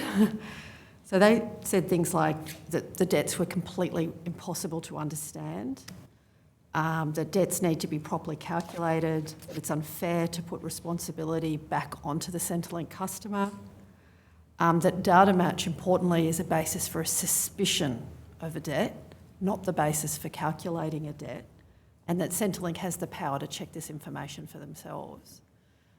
So very early, even though we were being overwhelmed, we made time to go public with that as much as we could. And it's frustrating that it still went on for years after that, even though it was, we were trying to raise the alarm over it. That is, it wasn't just a sense of impenetrability in respect of client cases, it was also understanding at a higher level these issues and having responses articulated by the department. Yeah, well, what we wanted was, we wanted information, but we were also wanting to make it clear that this was unfair, and we wanted to alert the department and to the public that this was unfair, because a lot of people weren't aware that they had robodebts, weren't aware that there was something wrong with it, that there was something they could do about it, that they could come to us.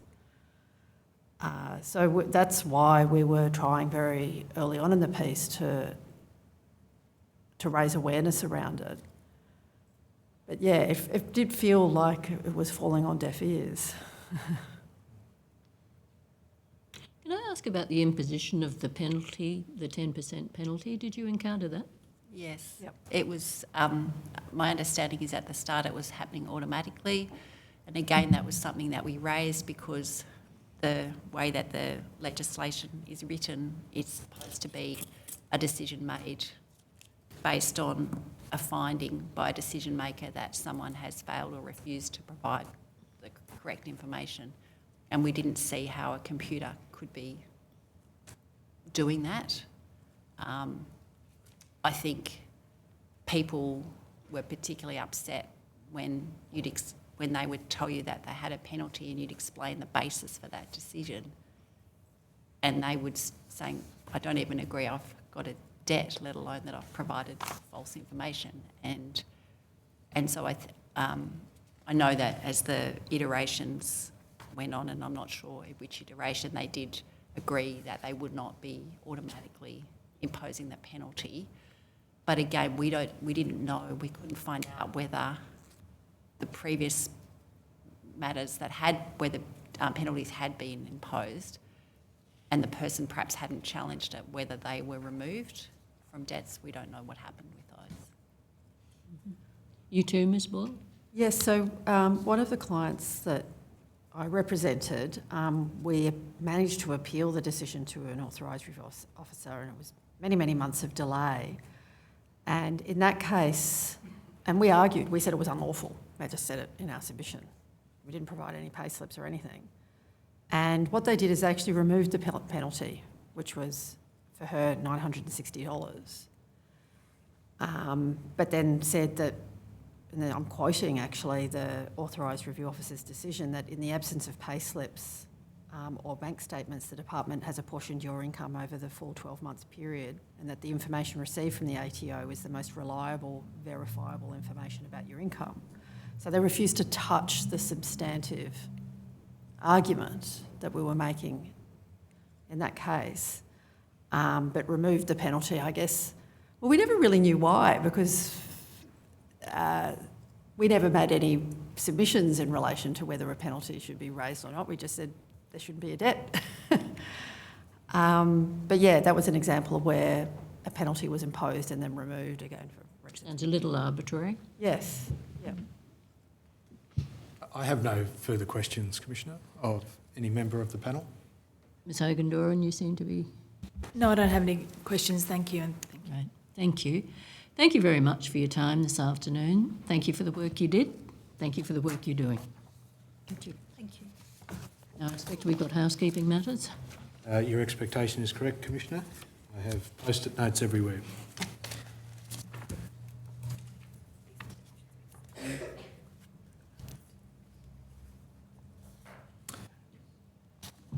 In respect of the issues that have arisen, there may be parties who were represented during the course of hearing block 1 who still are locating documents that they would like to place before the Commission on matters which have arisen, I can provide a draft set of directions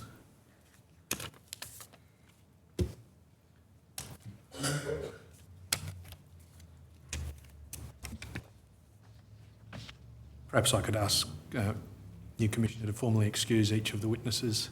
Yeah, I don't know if you're comfortable there or not, but I think, I'm not sure if we've got someone to see you out, but I think you can go out that way. And again, thanks a lot. All right. I'll make directions in the form of this draft, which I'll sign now, and the effect of them is that parties with leave to appear are to advise the Office of the Solicitor assisting by 18 November 2022 if they want to propose any additional documents for tender by counsel assisting. If they want to keep any part of such a document confidential, they must, when they propose it for tender, provide redacted and unredacted versions of the document with reasons for the confidentiality request so that counsel assisting can consider it.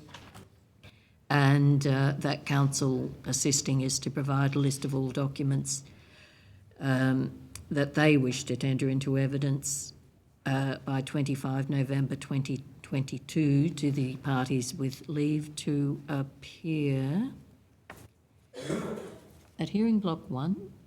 It should say in respect of, or provided to the parties who had leave to appear in hearing block 1. Oh, I see. All right. And that's assuming there won't be any additional parties before hearing block 2, or why would it just not be to parties with leave to appear? Why specify hearing block 1? That could be convenient, yes. All right. I'll just cross out the words at hearing block 1 and I will sign the direction.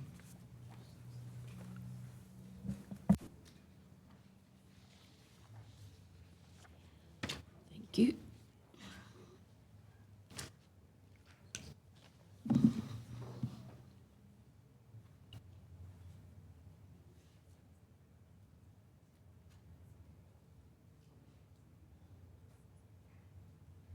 Could I just indicate, Commissioner, as I understand the operation of the intent and operation of those directions, it's essentially to mop up the supplementary statements and those kind of matters that were left at the end of particular witnesses and additional documents that have been flagged, not necessarily to open new grounds of new areas. So do you think the words at hearing block 1 should stay to confine the... Well, I'm just wondering... I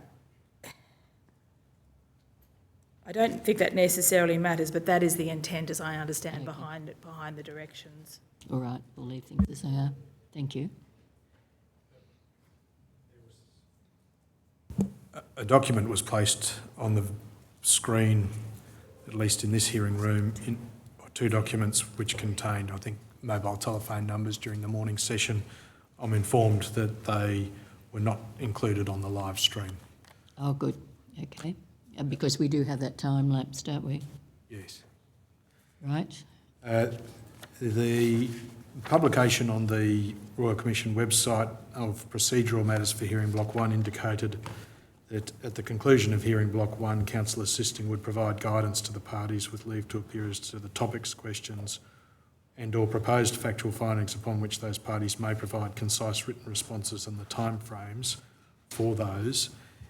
Given the development of issues which will overlap between hearing blocks 1 and 2, it's not proposed that anything particular be done about that at this point in time, but no doubt information will be provided in due course.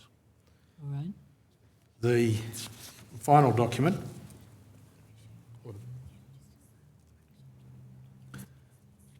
the final issue is that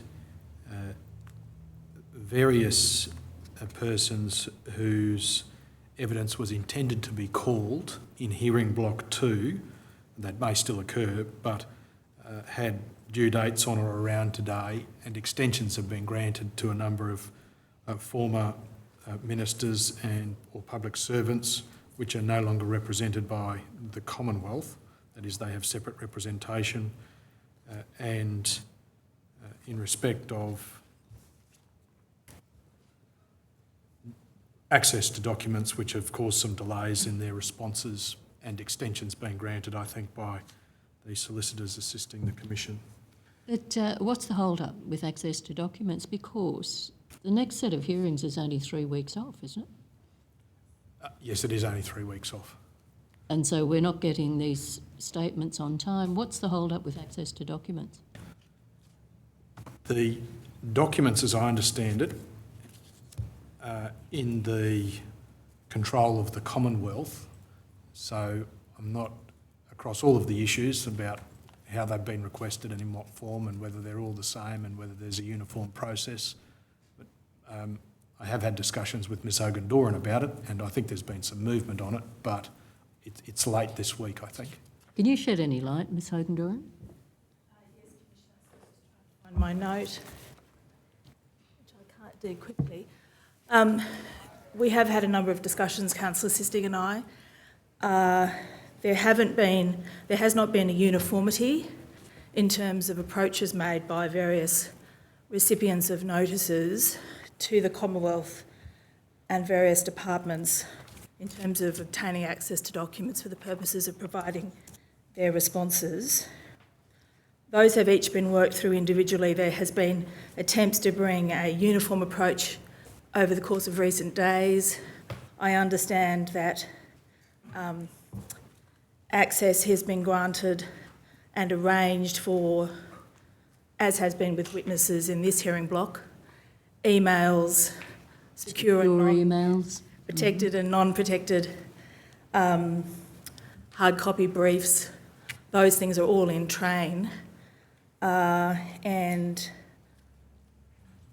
there's a large number of people who have been approaching. Resources are being deployed to that. There's also been all of the ongoing work during the course of the last 2 weeks to deal with the issues as they have also emerged.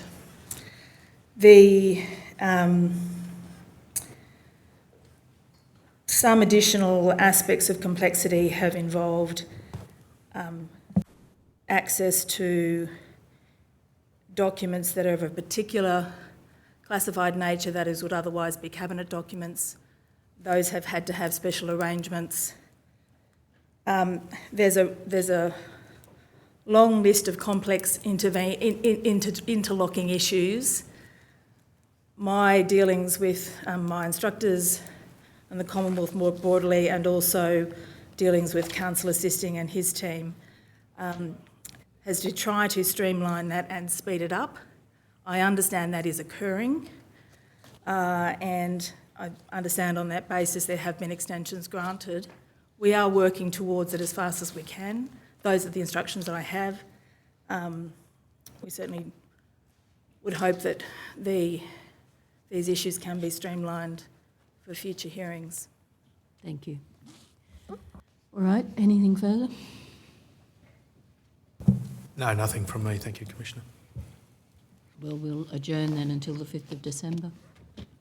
All rise. The Commission stands adjourned until Monday, the 5th of December.